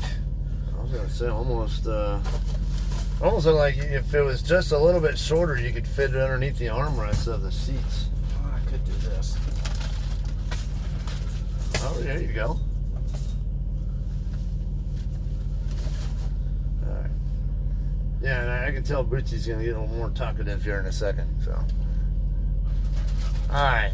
So, I'm gonna go ahead and wrap up this stream here, and this is definitely not your everyday stream, and it's always good when I get to show you, introduce you to other people in the trucking world who I know. So, and of course, he's where my career started. So, he's an important part of it, and he was a strong influence for me. So, again, you can blame me. I'm sorry. All your fault. Damn Marines screwing up everything, eating all the crayons. Yeah, and then he likes to give me a hard time about my Air Force background, and of course, obviously with his Marine Corps background, same thing. Now, I have a guy on here named Carl. He's a Marine Corps vet also. And another guy named Sean. He's usually on in the middle of the night. Haven't seen him on here this morning, but he's an Army vet. Yeah, I want to see his Army if I remember right. You guys remember? Jamie Good, I know you're usually on at the same time he is. I want to see his Army. Nice to meet you too, Jamie. And everybody. Yeah. All right. So anyway, I'm gonna go ahead and end it, and whenever I do get a chance to actually leave here again, probably stream again. All right. So who knows when that'll be? It could be a few hours. It could be tomorrow. I don't know. So we'll see how it goes. And it's snowing again.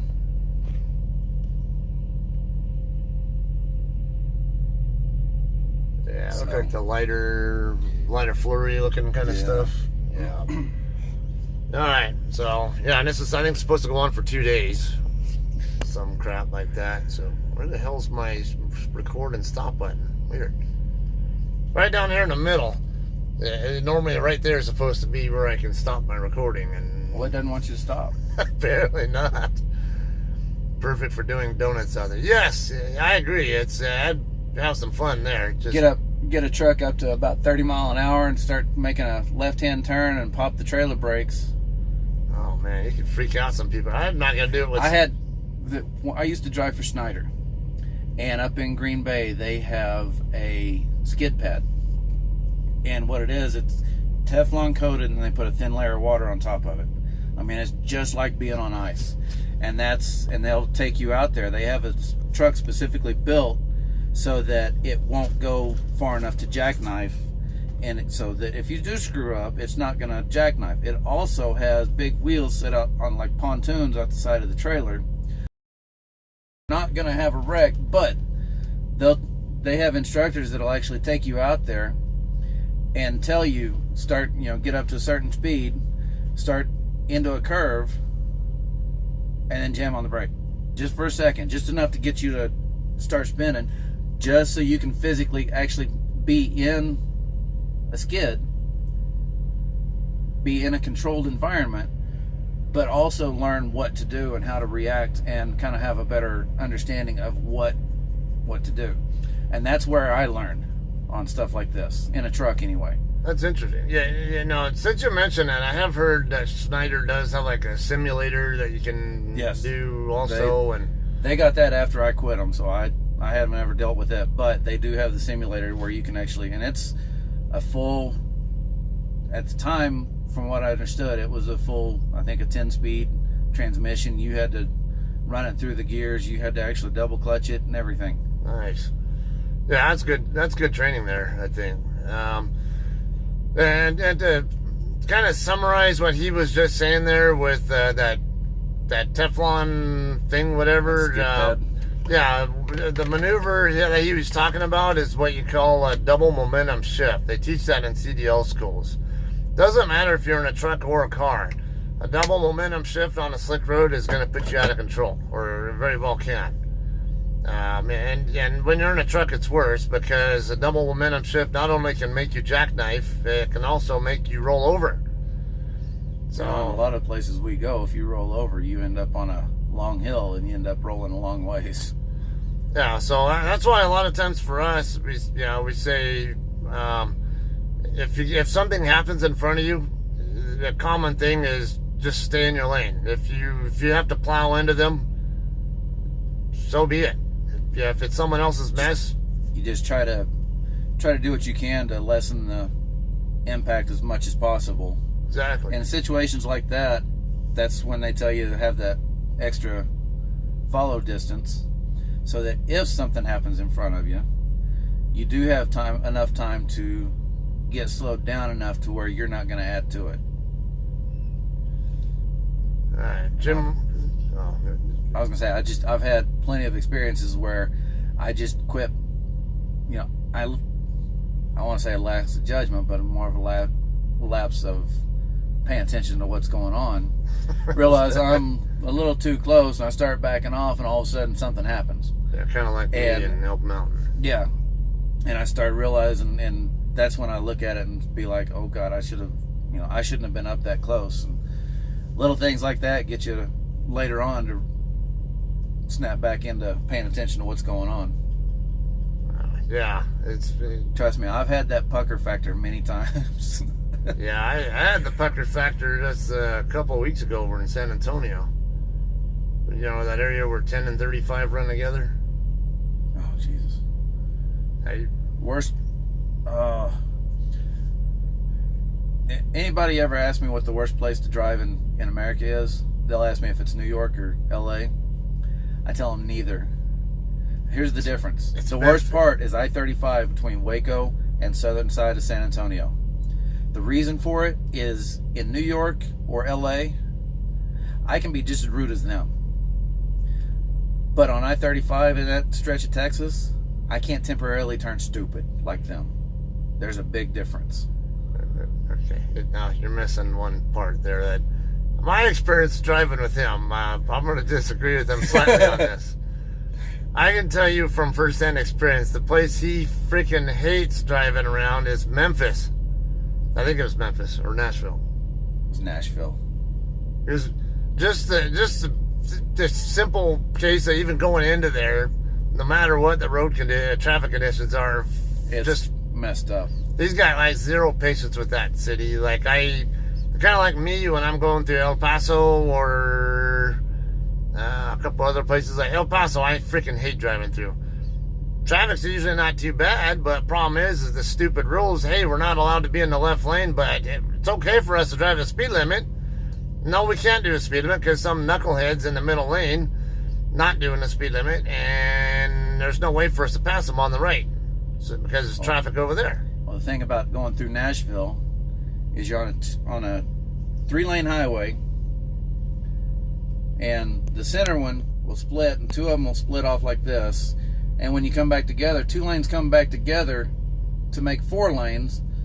And to stay on the road you're on, you've got to be in those other 2 lanes. And for them to stay on the road they're on, they got to move over here. So instantly you have 2 lanes coming together to make a 4-lane, and everybody's got to switch sides. Yeah. And it creates, there can be just the slightest little bit of traffic and there's a backup.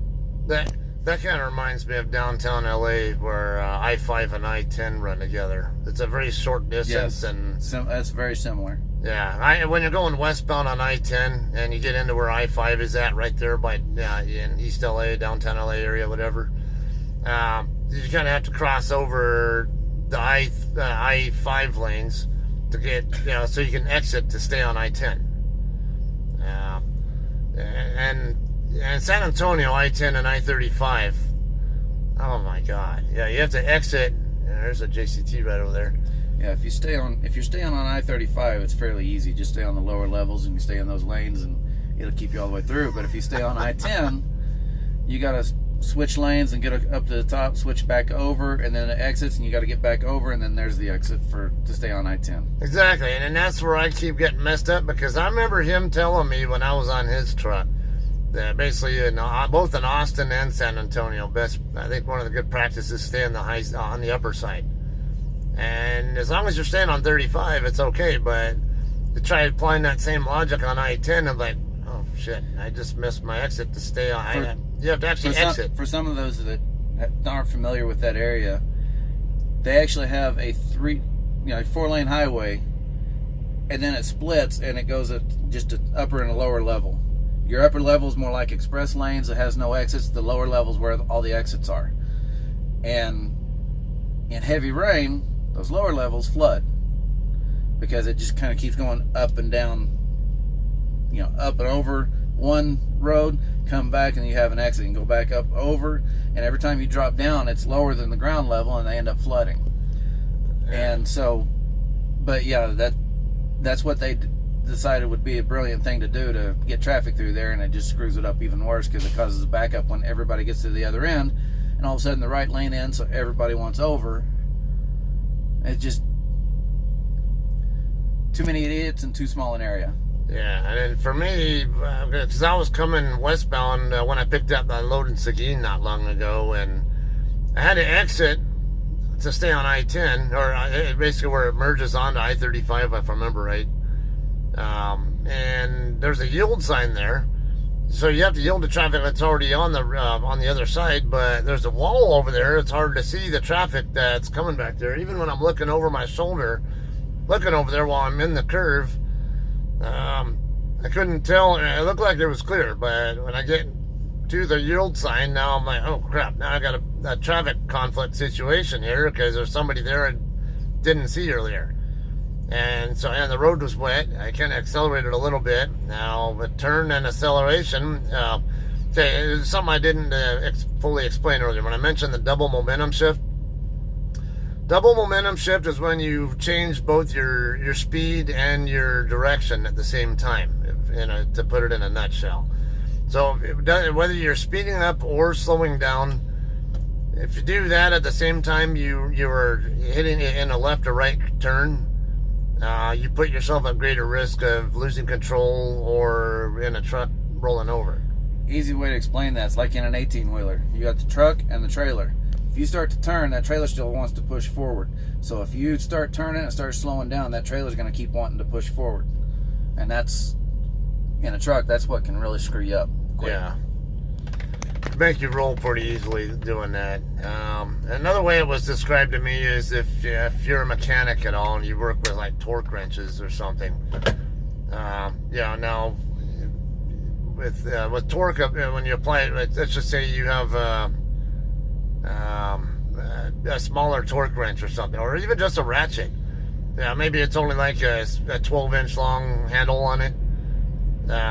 The amount of force you can put on whatever that bolt is or nut that you're trying to tighten or loosen, it's harder to do than you can if you have a 2-foot long handle on it. And even, and of course, if you have a 4-foot long handle, you can put even more torque on it. And basically, they described it because the tandems are further away from the kingpin. That's if I remember right, that's how they mention it. When you go to turn, it's kind of like whipping a ratchet around or something. Well, according to Arizona 511, closed again? Still, no, it's saying long backups, but it's open. Well, no, it is still closed. Okay, that's that same West area. of Williams. Yeah, that's that same area where it already was closed, west of the 161. But something going on over here. What is that? That's probably where that other wreck was, because they said that was where that.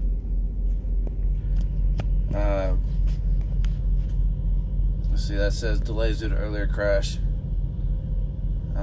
Westbound from Pittman Road, exit or mile marker 168 to Devil Dog Road is 161. Okay. So that's just another stretch that's backed up. All right. So I think it's just residual delays. Right. But that's still showing as being closed over here. Yeah. So basically, once the traffic can get through there faster than the traffic that's actually coming into there, then it'll clear up. But so that's why the more, if you stay off the road and if you don't absolutely need to be out there, let it clear up.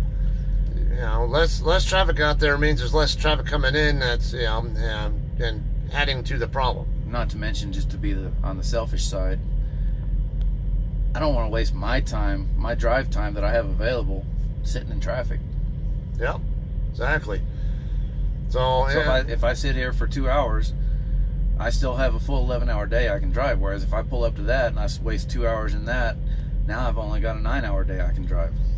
Yeah. So exactly. So like if we're only doing like maybe 5 miles an hour for 7 miles, that's 35 minutes to go the distance that we can normally go.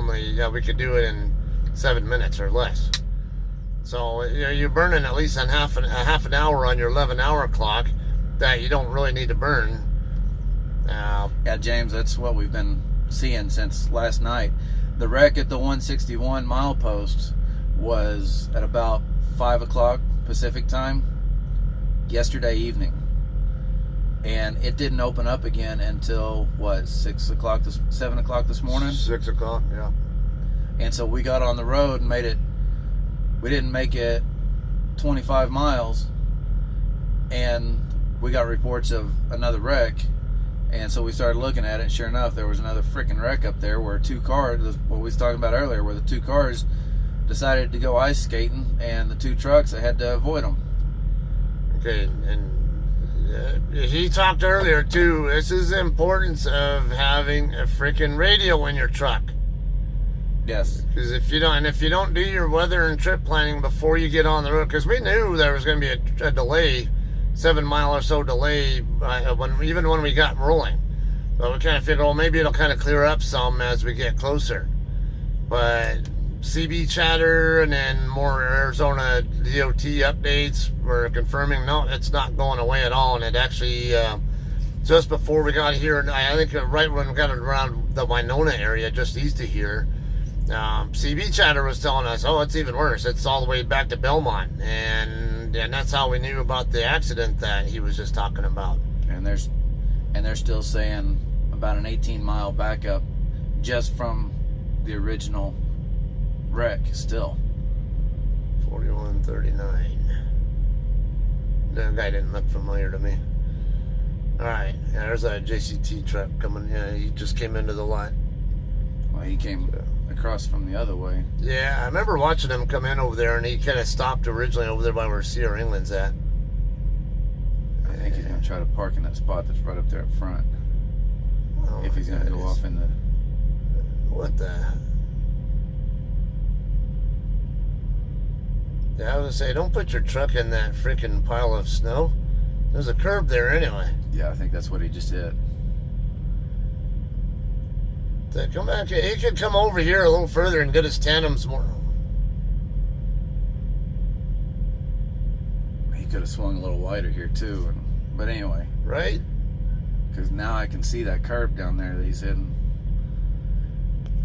Oh yeah, the two guys that were having trouble backing in last night, and then the Navajo truck that was next to him this morning when you went in to use the restroom. Or no, it was after you left. The Navajo started pulling out of there, and he had plenty of room, and he just decided he couldn't make it, I guess. And he had his window down, and I had my window down just a little bit. I heard him start cussing that everybody's taking up too much room, even though he had room. It was kind of funny. He backs back into the spot. The two guys that had trouble backing in last night were up, so they fired up their truck. There wasn't anybody behind them, so they backed up a little bit to let him go ahead and go, even though he had plenty of room. Oh, so the two guys that had issues last night, I give them props this morning for actually seeing a guy having issues and backed up, so that they weren't part of the issue. Wow. They didn't show to be the very intelligent ones last night, but this morning they at least showed that they were a little considerate of others. This was in the back-to-back spots across the lane from us? Yeah. Okay. That's what I hate, parking in those kind of spots, because a lot of times guys in the spot behind you will actually encroach into your spot. I stay away from those. Not to mention, sometimes the wiggle wagon guys might want to. There was a guy there before you showed up, I think, FedEx or somebody. I remember when I was waiting on both you and the swap driver to show up. The spot right there in the corner, right in front of me. There was a wiggle wagon guy who showed up and parked there for a little bit. And they just don't have everywhere in the world that they can park like us. Right. And we have a lot of limited spots as it is. Yeah, he's got it. Yeah. He just didn't quite give himself enough room to make that U-turn. Yeah. Alright. This place is clearing out a little bit, but still really messed up. Alright. James loves the snow on trees. Okay, now James is he lives in Springfield, Missouri. Okay. Or I could say just say Springfield, like the Simpsons, and then make you guess at which state that Springfield is in. Let's see, which one? Kentucky, Missouri, Illinois. I go through the list. Oregon. I don't remember where all they are. So many damn states with that same city name. All right, so I think that's enough messing around on here, I guess. I'm gonna go ahead and end the stream. Like I said, I do need to see what my DM said, and hopefully they'll reschedule my load for tomorrow. because the way things are going here, I'm gonna have to. The way things are going, I may have to reschedule it again. Right. And I was originally not expecting to deliver until tomorrow anyway, when I had the load I originally was coming this way with. But I swapped in Winslow because the other driver, I can't remember, he got held up by something and made him late for a pickup, and so he was already behind the 8-ball as soon as he even got to the load. And so I was going to try to get it delivered on time for him, and that would help me out too, because I could have got my truck turned in for maintenance later on today, and I think that'll be tomorrow. But I'm sure my wife will be quite happy, because now she'll know I'll have a whole weekend to sit and wait for it, and it won't even be done on a weekend. All right. Anyway, I'm going to end this here. I'll talk to you all tomorrow, or I guess later today or tomorrow, whatever it's going to be, whenever we end up moving out of here. So, all right, guys. Thanks for hanging out watching. We'll see y'all later. Now, will this let me turn it off? Let's see. Oh, can I? What is that? You can upgrade it. How in the hell am I supposed to turn? What the hell? Okay, I'm really confused there now. There it is. I had to take it out of focus and then